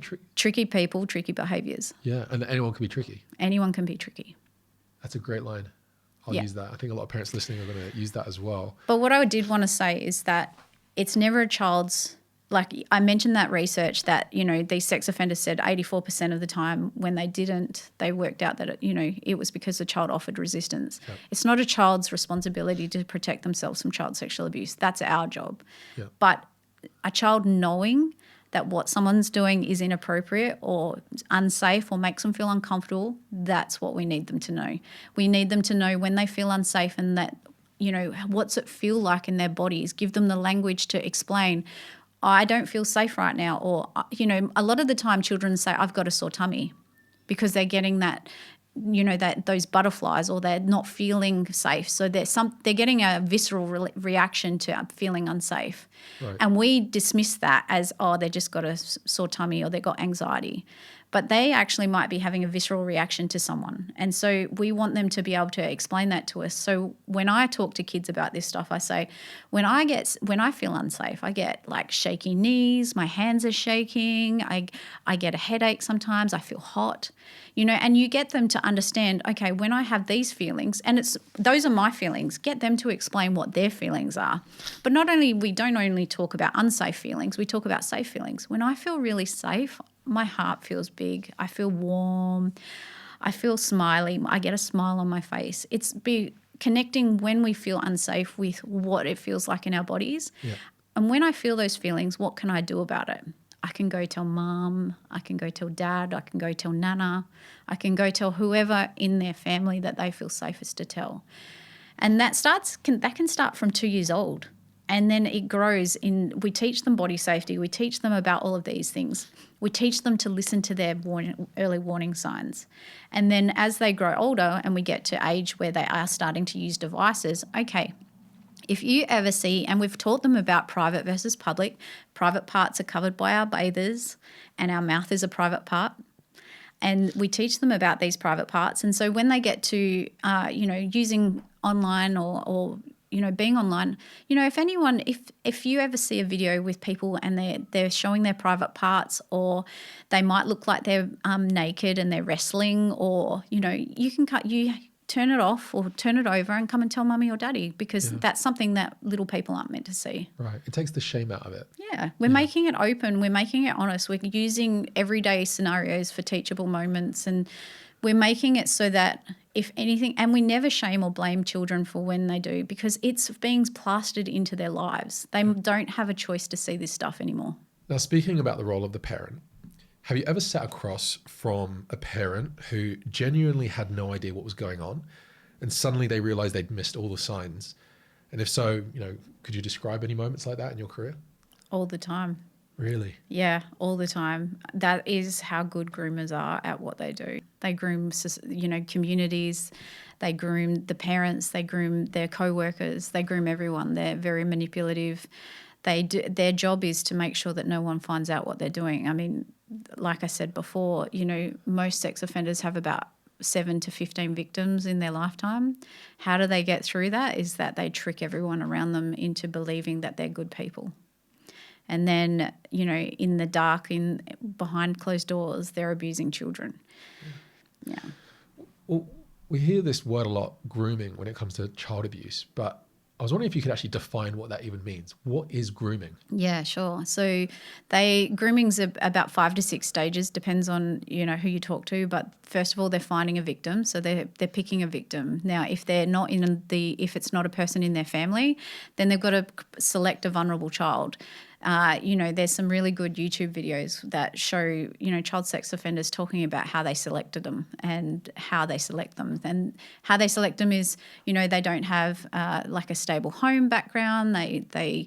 They might have a child who's a little bit quiet, introverted, isn't very confident. They don't generally select children who are outgoing, outspoken. They want the children who aren't going to speak up. So they're hand-selecting children. And even in homes, in families where one child gets abused and the other doesn't, it's because one child was more malleable, more controllable, whereas the other child would definitely speak up. I've seen in some families where they were abusing the younger children because they were younger and didn't have the language or didn't understand what was happening, and the older children were being ostracized and pushed out and made to seem like that they were the problems in the household, so that there was this divide between the family, and the other parent, generally the mother, was like, well, these kids are being naughty and, dad's helping with these kids. So, in one case that I can think of, that was happening, where he gaslit the whole family to believe that the older kids were problems and that they would, he even put a lock on one of the children's doors to stop them getting up in the middle of the night. Meanwhile, he was sneaking into the younger child's room and abusing her. Oh, my goodness. So, we see them do things like that when they get brazen, but in general, they're doing it very secretly behind closed doors, or when someone's away or there's no one around, and it's just their little secret with their person that they're doing it to. The second part to grooming is that they normalize, they feel a need, or they give favors, they, flattery. They're basically going through like a courtship or a dating process with the child. They make the child feel like this person that's grooming me is the most amazing person ever. They listen to me. They talk, they let me do things my parents don't let me do. And they have this, and you can see this in, older relationships, younger relationships, sometimes it's similar to how domestic violence perpetrators, groom their own next victims. There's this love bombing that goes on where they're love bombing this person into believing that, you are the most important person in my life. But in the meantime, if it's someone who's not a parent, they will, put a distance between the parent and the child so that the child doesn't feel like they can go to the parent because they're doing things that they shouldn't be doing because the parents, wouldn't allow that.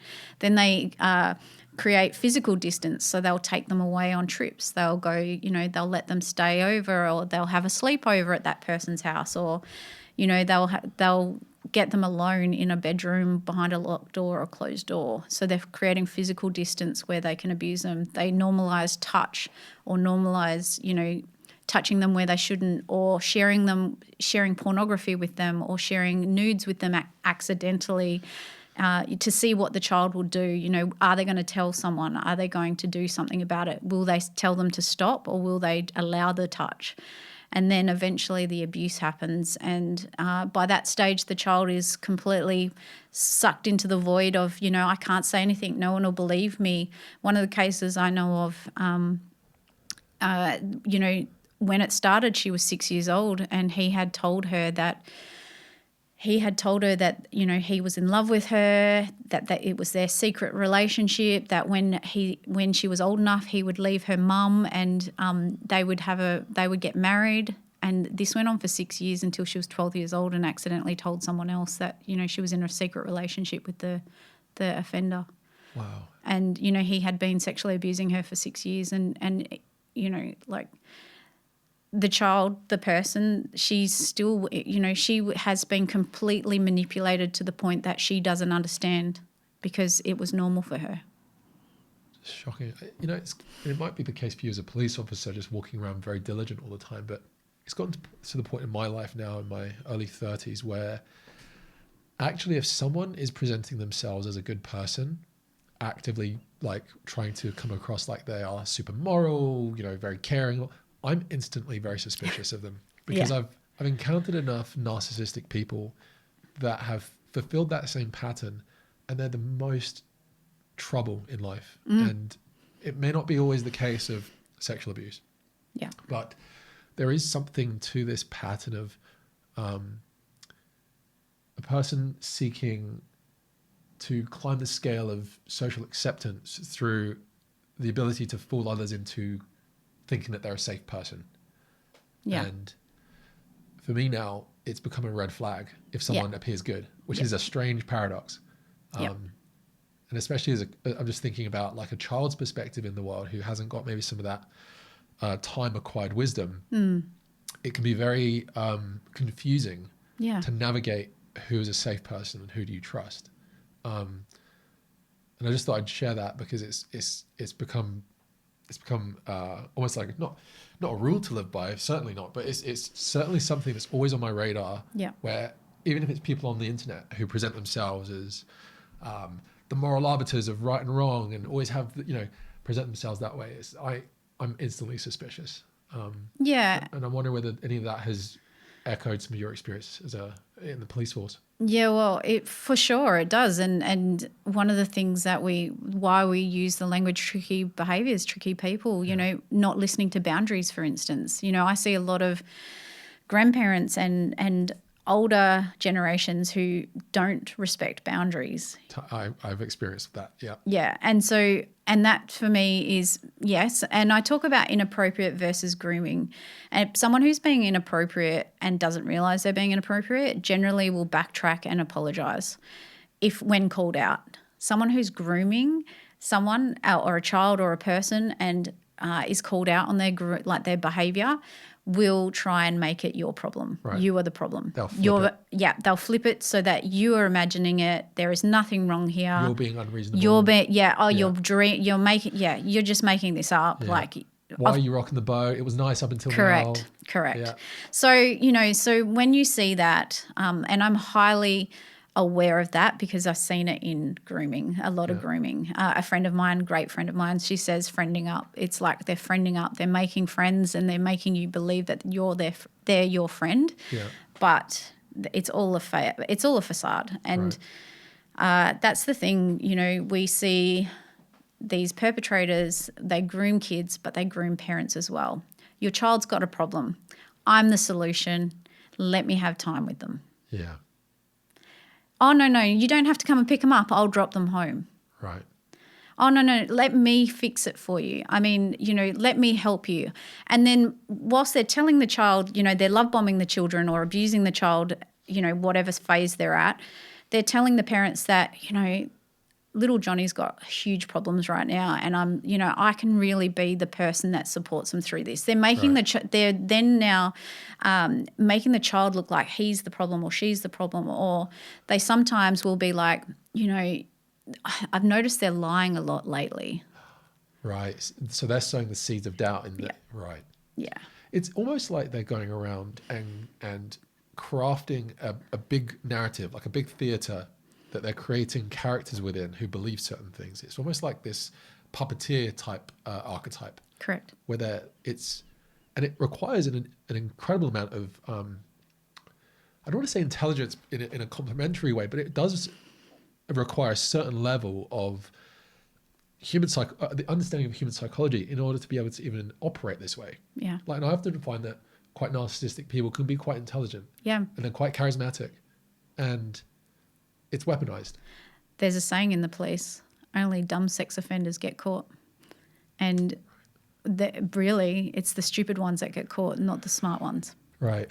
But, I was talking to a lived experience survivor, and she was telling me that her abuser was a sibling, and he abused both her and her brother. And she was saying that he would manipulate, and he was still a teenager. He wasn't, much older than them, but he would say to, her younger brother, if you do this, I will do this. So he was manipulating his younger brother for I will play with you if you let me do this. Wow. And what little brother doesn't want to spend time with their older brother? There should never have been conditions put on it. But he used that to manipulate his brother into abusing him. It's so deceitful, and it's like the opposite of like an unconditional love thing. It's like a bartering of. It's like using the person's vulnerability to want connection and love and play. Yep. To hoodwink them into doing something that could ruin their entire lives. Yeah. You know. One of the things that really caught me when I was interviewing children, that I sometimes struggled with is that even children love their abusers. You know, if it's a family member, a part of that, you know, a parent or even a grandparent or whoever, they still love them generally, you know, in one way, shape or form. And all they want is for that abuse to stop. They don't want them to go to prison or jail at that time. You know, it's not until you become an adult when you reflect back and you think they've ruined my life. But genuine children generally don't want that person to go away and be be locked away. And abusers use that. Yeah. Were there instances in your time at the police force where you were encountering this, where you knew a child had definitely been abused by a member of the family, but they didn't want to, you know, push it too far because it could break up the family? And if so, how did you cope with the frustration of having that and wanting to, like, say, like, if we don't deal with this, that person's going to reoffend? Like, how did you deal with that? I mean, there was cases where I knew that children were being abused in their home and we couldn't, like, the child wouldn't speak up. I mean, like I said, there's grooming involved and sometimes children are protecting their parent, they're protecting their siblings, they're protecting their other safe parent. You know, they're being manipulated and threatened. You know, if you tell someone that this is happening, I'm going to go to jail. I'm never going to see you again. No one's going to believe you. Yeah. You know, they're being told and threatened and manipulated into believing that it's their fault that it's happening. Right. That if you didn't do this, I wouldn't do this. You know, I had one survivor tell me that her abuser, her father, would say, if you weren't such a bad child, I wouldn't have abused you. Wow. Whilst he was abusing her. If you didn't, you know, it was part of the form of the punishment. It was used as punishment. Right. To sexually abuse her. It. Yeah. Yeah. Imagine the fucking head fuck that is. I mean, that would create a huge complex in the person's life where they feel like they deserved it and that they were responsible for it and it was their fault. Yeah. And this is the complexity of abuse. Can we talk a little bit more about some of the home rules and dynamics and preventative tactics that you could equip the people listening to implement? Like, just feel free to go on a huge one here, but there must be a lot that we can do. Yeah, there is. I mean, look, again, just remember it can be anyone. It's not everyone. You know, teach your kids about body safety, respect their boundaries. When your child says no, and I know there's some things like when you've got toddlers who don't want to have nappy changes or you want them to hold your hand while crossing the road, everyone should feel safe. Yeah. I have the right to feel safe at all times. You have the right to feel safe at all times. It doesn't make me feel safe if I don't hold your hand as we cross the road. You know, your health and well-being is I need to change your nappy. Yeah, 2-year-old's not going to get it. I'm giving you 5 minutes warning. I'm going to change your nappy. You're giving the child a moment to choose to have that nappy changed. Yeah. I do get a lot of questions about that, hence why I'm saying that. But, you know, from there, once they get older, it's about, you know, sleepovers. Yeah. I don't recommend sleepovers unless you're willing to risk your child's life on that person. Yeah. You know, a lot of abuse happens when you're not there. Obviously, you wouldn't allow it otherwise. And how do perpetrators get access to children when they're not with their parent and they're in someone else's home, whether it be a friend, family member, or, you know, other. So sleepovers are one of those things. I've got like a video where I talk about this on my Instagram and TikTok, but 3 million views on it and people are still arguing over it. You know, how dare we restrict our children's childhoods? Yeah. But for me, under the age of 12, kids don't need sleepovers. What they need is safety. They need their homes. They need to feel safe. They need to feel empowered. They need to know that they can always speak up. You know, always having dialogue with your kids, or not just what did you do today. It's like hey, anything happen that you want me to know about today? You know, have those conversations in the car. Be open and approachable. Learn to train your face so that you don't react when they tell you something scary. Right. You know, kids are looking to us and they won't trust us with the big stuff if we react to the little stuff. Yes. So we need to react safely, warmly, lovingly. Yeah. Hey, wow, that's a really big thing you just told me. You know what? I really want to listen to that, but I'm just going to go to the toilet, and when I come back, we're going to talk in depth. Go and freak out in the toilet. Right. And then come back and listen to your child. That's what I did when she told me that she'd seen porn. I was still a detective. Anyone else's child, I could keep a straight face. My own child, I freaked out. Yeah. I don't mind admitting that. Right. I went to the toilet. I screamed into my freaking palms, and then yeah. I came back out and I said, "Okay, baby, are you okay? What do you want? What do you need me to know?" Yeah. Yeah. You know. And also, I think the you know, just thinking as a father, like, if I don't even want to imagine it, but if a child was to tell you something, not just like in terms of a sort of passive viewing of porn, but if it was something more serious, the tendency to see red immediately and just tear the house apart in anger of what, you know, must be huge. But children definitely mirror what their response should be by observing the patterns of what their parents are doing. And so you're saying that it's vital, essentially, that a parent creates a calm, welcoming space. We'll have those conversations. Yeah, we can. Look, I'm not saying that I'm not human and I haven't freaked out. Sure. You know, when I have had a freak out and I've, you know, gone, oh my God, I can't believe it. You know, I've come back to my daughter when I've calmed down and said, you know what, I really didn't handle that right. Yeah. Can I do a redo? Because that was really, like, I'm just scared for you. I was worried. Yeah. Lost it for a second there. Can you forgive me? I really want to hear what you have to say, and I don't want you to feel like you can't tell me. Yeah. You know, that's when I freaked out. And there's some times that I've had to freak out or I felt freaked out. But, you know, most kids tell me I can't tell my parents because they won't love me anymore. They won't believe me. Tell your kids, no matter what they do, no matter what happens to them, you will always love them and be there for them. It doesn't mean you have to support what they've done if they've done something wrong, or it doesn't mean that, but they need to know that you love them no matter what. Yeah.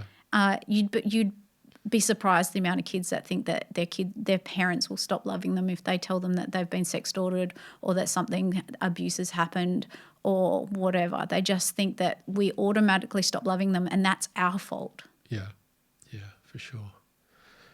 Man, there is a lot that we've covered today, but I'm sure there's more. And I wanted to ask you if there's any, you know, stories or anecdotes or bits of information that I haven't asked you about so far. Is there anything that perhaps is in your book that is an important moment that you'd want to share with us? Oof, you've asked so many questions and now I'm like, oh, brain blank. Yeah. Look, in my book, I talk about, you know, how to talk to your kids, what to do if. Every moment that you have with your kids is a teachable moment. Every moment. So if you hear something on the radio or if you see something on TV or even in a movie video, what am I, in 1980? You know, even if you see something, you know, for instance, I used things like my daughter saw, you know, a movie where there was a scene where a girl had gotten drunk, and she was about 12 at the time, and a girl had gotten drunk and she had been sexually assaulted in the movie. Most parents were like, why is your daughter watching that? Well, they're watching that. So I was sitting next to her going, oh, I don't think you should have seen that. But then she's 12. She's already seen this for a while. We've talked about sex, sexual assault, pornography. So she was, you know, very aware that this goes on. But I paused the movie and I said to her, hey, what would you have done if you had been in that situation? Right. You used it as a lesson learning experience. Yeah. What could kids do? What could you do? You know, use the language. And this is something I talk about both in my social media, I've got a parent community, I've got all of these things to help support parents in this journey, but I use the side door. What could kids do if? What would your friends do if? Has any of your friends ever done this? Now, a child or a person, if you want to know where your child's at with any form of knowledge or anything that's going on in their world, ask them what their friends are doing. Because it's not accusing them of it. Yes. And they're more likely to talk about what their friends are doing than to ever tell you what they're doing. That's a really good tip. So use the side door. What are your friends looking at? You know, when she was 10 and her friends were online gaming, has any of your friends ever been asked for like pictures of their private parts? Oh, yeah, such and such has been, you know, telling me that they got asked by some weird person online, you know, someone that they're friends with online. Yeah. You know, ask them what their friends are doing and you'll find out more about what your kid knows than what anything else. Yeah. Do it whilst you're sitting watching something. Go and play their game with them. You know, I used to Yeah. play Roblox with my daughter, hate it. I used to play, you know, Minecraft and Fortnite. I'm useless at it. I you know, play Mario Kart whilst we're driving. In fact, my daughter wanted to talk to me the other day and she said, can we go for a drive? That's where I feel the safest to talk to you about stuff. Right. Because everywhere we went, we'd be having, not everywhere, not every time, but that's where we had safe conversations in the car heading to somewhere. Radio down low. Hey, what's happening for you? What's happening with this friend? What's happening with that friend? Yeah. Or when we were laying next to each other at bedtime, you know, how was today? Yeah. You know, create those moments with your kids. They're only your kids for so long. Your job is to get them to be a safe, healthy adult, happy, out in the world. No parent gives birth to a child or brings a child into the world and goes, I want to fuck your life up. Do they? No, right. Yeah. But yet, with all of our bullshit that we come with and all of the bullshit in the world, it's and our flaws and everything. You're right. But we don't think that. We think, oh my gosh, they're so perfect. I'll be the best parent ever. Oh. Yeah. And then life happens. Yeah, it does. So just remember, you know, just do your best. You can make mistakes and apologise. Some of the best lessons I've learned and, you know, have come from the mistakes I've made and the apologies I've made to her and to the people around me. And one of the other elements to, I think, your book and your experience and your telling of your story is that I think there is going to be certain lessons that might be learned from your career that could probably be passed on to people who are currently in the police force, perhaps. So I wanted to get your comments on that. Is there anything that you think is going wrong in the justice system, in the police force, that you want to bring attention to? And also shifting focus again, when you mentioned earlier that there is no justice in the justice system. What would be, you know, if you could stand on a soapbox for a few minutes and say something to the government of Australia, for example, what would it be?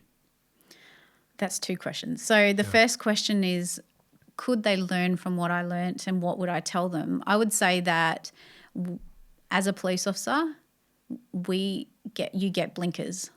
You stop seeing the person and you start seeing what they're doing. You don't see the trauma behind their reaction. You see what they've done. And quite often that means that you take actions that are equally as traumatizing to the person. So how can I explain that better is that there are people that we make minuscule judgments on, and it is the way that policing is. You've got to make a judgment in the moment, right? And there's people you make a judgment on that they're just a drug user, you know, they must be crazy, mental health problems. But behind them is years and years of abuse, years and years of not being able to cope with the fact that they were sexually abused, years and years of things that are outside their control and have led them to this moment. And in that moment, as a police officer, we have a moment to help them. Yes, I understand the complexities of that, but we sometimes lose focus. I lost focus at times, and I look back and I go, that's where I feel shame, is because sometimes I didn't see how much was behind them, the baggage that was behind them, the big black cloud over them, and we judge them based on what they're doing in that moment, and we don't see it. Right, that there's a human behind there with a heart and a story, and a little bit of humility can go a long way. They're not just a piece of shit. Yeah. They're not just a criminal. They're not just someone who they've got something going on behind. And, you know, there's a case that I got the first week of a new assignment where I moved officers, and the sergeant said to me, she's just a druggy piece of shit. Right. This woman had been sexually abused by a doctor, and he saw someone who was what he deemed a druggy piece of shit and a liar. Right. Yet I was able to convict the doctor for sexually abusing her, and she actually had septicemia and was and ended up nearly dying from her injuries. And that's a whole nother story that we haven't got. We do have a few minutes. If you want to go. So hold on. Please just elaborate on what you just said there. Yes. So I walked into this new office, first case file handed to me, and the sergeant at the time said, "Oh, she's just a druggy piece of shit liar. Here's the case file. Get her to retract her statement." I went and met with her. Thankfully, saw the person underneath. Didn't make assumptions of her story. Progressed, spoke to her, found the evidence, charged the doctor. Even up until the point of interviewing him, my partner on the day said to me, "I don't reckon he did it." And I said, "Well, that's not our job to make assumptions like that." Right. And, he had been contacting her via text message because she walked out of this emergency department after he sexually abused her and took off because, no one was believing her. Even the hospital didn't believe her when she reported it. And so she walks off. She's got a history of domestic violence. She's, this woman was traumatized from the get-go, but this doctor saw a victim he could abuse. I don't know how sometimes I used to make the comment that victims almost have victim stamped on their forehead because perpetrators like that can pick them a mile away. Really? I hate to talk like that, but I feel so badly. Like it's almost like that they can sniff it out of like the air. They know, it must be in something, the way they walk, the way they move. I don't know, but they can sniff them out. And so this woman, she's in hospital. He's, sexually abused her in the emergency department. I know, but he had to go back up a little bit. He knew her because she had been having stomach pains, and she had to have an exploratory surgery. And he was the surgical registrar, and he knew her on the ward. And he was talking to her on the ward like, "Oh, I like your hair. You're beautiful." Blah. He was making an attempt at whatever he was thinking. And then when she came into the emergency department, for some reason he knew she was there, and he walked in with no nurse, no one there, and was palpating her stomach and then sexually assaulted her. She gets up after he leaves, walks out of the hospital and leaves. He started messaging her, calling her and all of this stuff. And a friend of hers said to her, "Get him to message you so that you've got evidence," because no one believed her. And I was able to track his messages. I was able to, she was getting messages from him, and he, during interviews I couldn't have done that. I was in New South Wales and we're in Western Australia, and I had managed to track down his data and find where the messages and the phone calls were coming from. And it was from exactly where he was. Right. So I was able to blow his evidence out. And I get up to turn off the video, and he leans across the table towards my partner and says, "What kind of fine will I get if I plead guilty?" Wow. And he was he was from a foreign country, and obviously different, things. We ended up in trial. It went to trial. He was found guilty by jury. Previous to the trial, he actually tried to pin it on another doctor from another similar country, similar ethnic background, because what the hospital did was they didn't show him.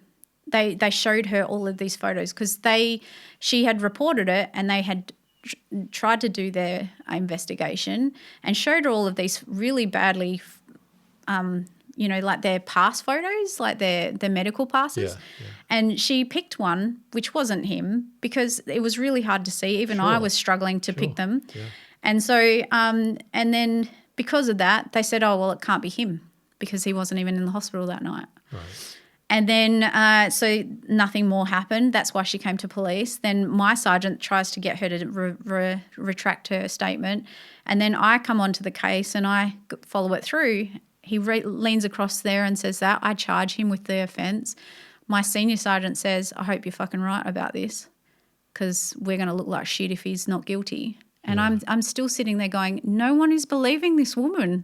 Yeah, right. Everyone wants to believe this person in power. Who's a doctor in a white coat. Yeah. And in the end, when we went to trial, a day before the trial, or 2 days before the trial, I get notification that the defence is going to try and pin it on the other doctor that she put it, obviously through the hospital had identified.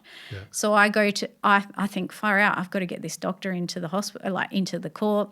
I get a statement from him and his wife. His wife's like at the hospital as well. They've got a 3-month-old baby. They come to the court. They give evidence that, this doctor, he wasn't on, all of this evidence about he wasn't on duty that night. His wife was, that this doctor had come to his house a few days afterwards and said, were you here at this time?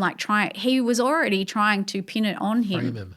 That's despicable. Someone who's got a wife and a 3-month-old. Yeah. And then, this was they hadn't had the baby, but she was pregnant at the time. And then, the other thing that it made me think, well, if he's trying to do that to him, I'm going to go back through his phone records. And I started looking through his phone records and found he'd been calling, prostitutes and agencies that, of that type using the same phone. So I was able to, he was found guilty and got 3 years in prison. Yeah. And even to the, and the victim who ended up on the East Coast having surgery, nearly died from septicemia and had she had a cardiac arrest, was, had to be resuscitated, nearly died because of negligence that had happened in the hospital there. And so it's crazy to me that, so for me personally, you can't judge people. You have to dig deeper. You have to look under. I want to just, before we go on to the second part of that question, which is, the soapbox to the government moment, which is, there's going to be a lot of people in the comment section over this video. Whenever I've posted about child abuse and stuff, it usually gets a lot of comments and views.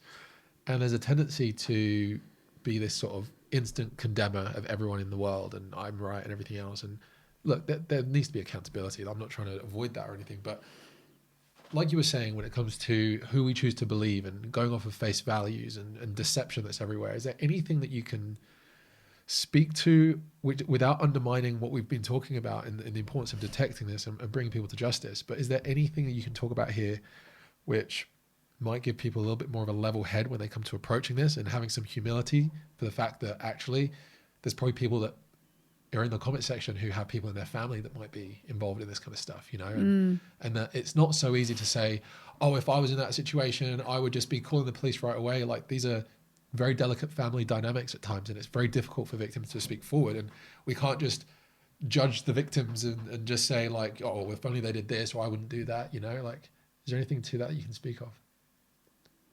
Yeah, I would say that it's really easy to sit behind your keyboard and judge the decisions of someone who has been through something traumatic as child abuse. Yeah. I get people in my comment section saying, you don't know what you're talking about, you stop fear-mongering, stop making people scared. I'm not trying to make people scared, I'm trying to make you empowered. It is happening in your relationships. If you sit there and condemn every person who speaks up about it, you are the problem. No one else. It is the most difficult thing to tell someone, put yourself in the shoes of a child, of your child, of someone and think, if that happened to them, would they come to me and share that with me? Because everything you do, like I said, if they can't trust you with the small things, how can they trust you with the big things? Because every part of that, if you're sitting there putting down everything, someone to say, oh, they're just a liar. If you're saying that they, how can you trust anyone? Everyone's a liar. Every woman's this, every person's that, I know there is many, many, many more male victims of child sexual abuse than we will ever know because they don't feel safe to come forward. And we are part of the problem because we are not speaking up and we are not allowing people to share. And we don't believe victims. Yeah. We don't believe victims because you know what? If we were to sit with why we don't believe victims, part of the reason is when we know something, we have to do something. And people do not want to do things. They do not want to face down their family member, their father, their grandfather, their person in their family. They do not want to face their partner. And I see lots of these cases, and I saw a lot of these cases where it was a parent or a grandparent. When you have to face that person, then it's going to rock your world. You might not have somewhere to live anymore. You might have to go and get a job. You might have to go and do something different. Your family members might take their side. And it does. Yeah. They do. Yeah. It's a friend of mine calls it circling the wagons, And generally, these abusers are really good. They've already done the work to defame you before it happens. Yeah. They've already done the work to make everyone think that they're the good guy and you're the bad one. Yeah. Your 2-minute soapbox moment to government, because there's a lot of problems in the justice system. Yes. What would you like to break through from this interview? Gosh, my 2 minutes for the government.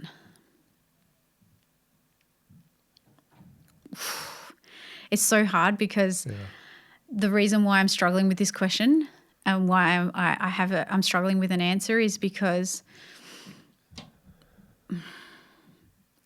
it's so complex. There's not who is responsible for this. We're putting the responsibility on the children. Yeah. Everything is about they've lied, they're wrong. The problem is put onto a child. It's put onto the safe adult or the safe parent. It's not put onto the people who deserve to be made responsible, and that is the perpetrators and the offenders. Yeah. They're not being held to account. We still have good character references where friends and family can come to court and give a reference to say that this person is an outstanding member of the community. Yeah. We've still got family courts where children are disclosing and not being believed, and the family court still puts them in, shared custody with their abuser. We've still got only, 0.3% of cases ever being found guilty at trial. So if I've got anything to say is that we are not holding the perpetrators to account, and as a society we're not doing that either. That's great. This is one of my favorite episodes I've done in a while, and I just want to recommend everyone to follow you. Thank you. To check out your website, and importantly to buy your book. I think you're going to be a very important person in this space for a lot of people who are seeking answers, and I've learned a lot through you in this conversation that is definitely going to impact my parenting. And is there anything else you can say in terms of where people can go to seek help, or what they should do next if some of the things we've talked about that suddenly jog people's memories and go, well, actually I've experienced this, but where can people find you? Where would you like people to go? And what are your final closing remarks? Yeah, so I'm on Instagram and TikTok, and I've got a website. I'm Kristi McVee on Instagram and TikTok Cop 81 on TikTok. Don't ask me how I ended up with that. It's stuck, and now I can't change it because everyone says don't change it. But on my website, there's like blog posts and I've got an $11 resource for all parents based on how to talk to your kids about body safety in age-appropriate language that isn't going to scare them. It's going to keep them, it's going to make them feel empowered. It's going to make you feel empowered. In fact, if you don't mind, I can share a quick story. Please. So when I released these, I didn't really think much about it. I just knew that I wanted to make something for parents and I wanted to make it affordable. And on last count, I've had over 100 disclosures from parents who've used these cards with their children aged 0 to 5. And they've said, my 3-year-old, we're talking about safe people and we're talking about, private parts. And my 3-year-old has told me that a family member has, touched them inappropriately. Or we're talking about this and they're at kindy and another child has asked to put something in their private part, Wow. So this conversation, as simple as it is actually protecting kids. And that's in a $11 help. Downloadable. Okay, it's downloadable immediately. I'm going to put the link where people can find it. That's phenomenal, and I want people to go and get it. And so the last thing I want you to think of is if there's nothing else you teach them, please teach them body safety. Yeah. Wow.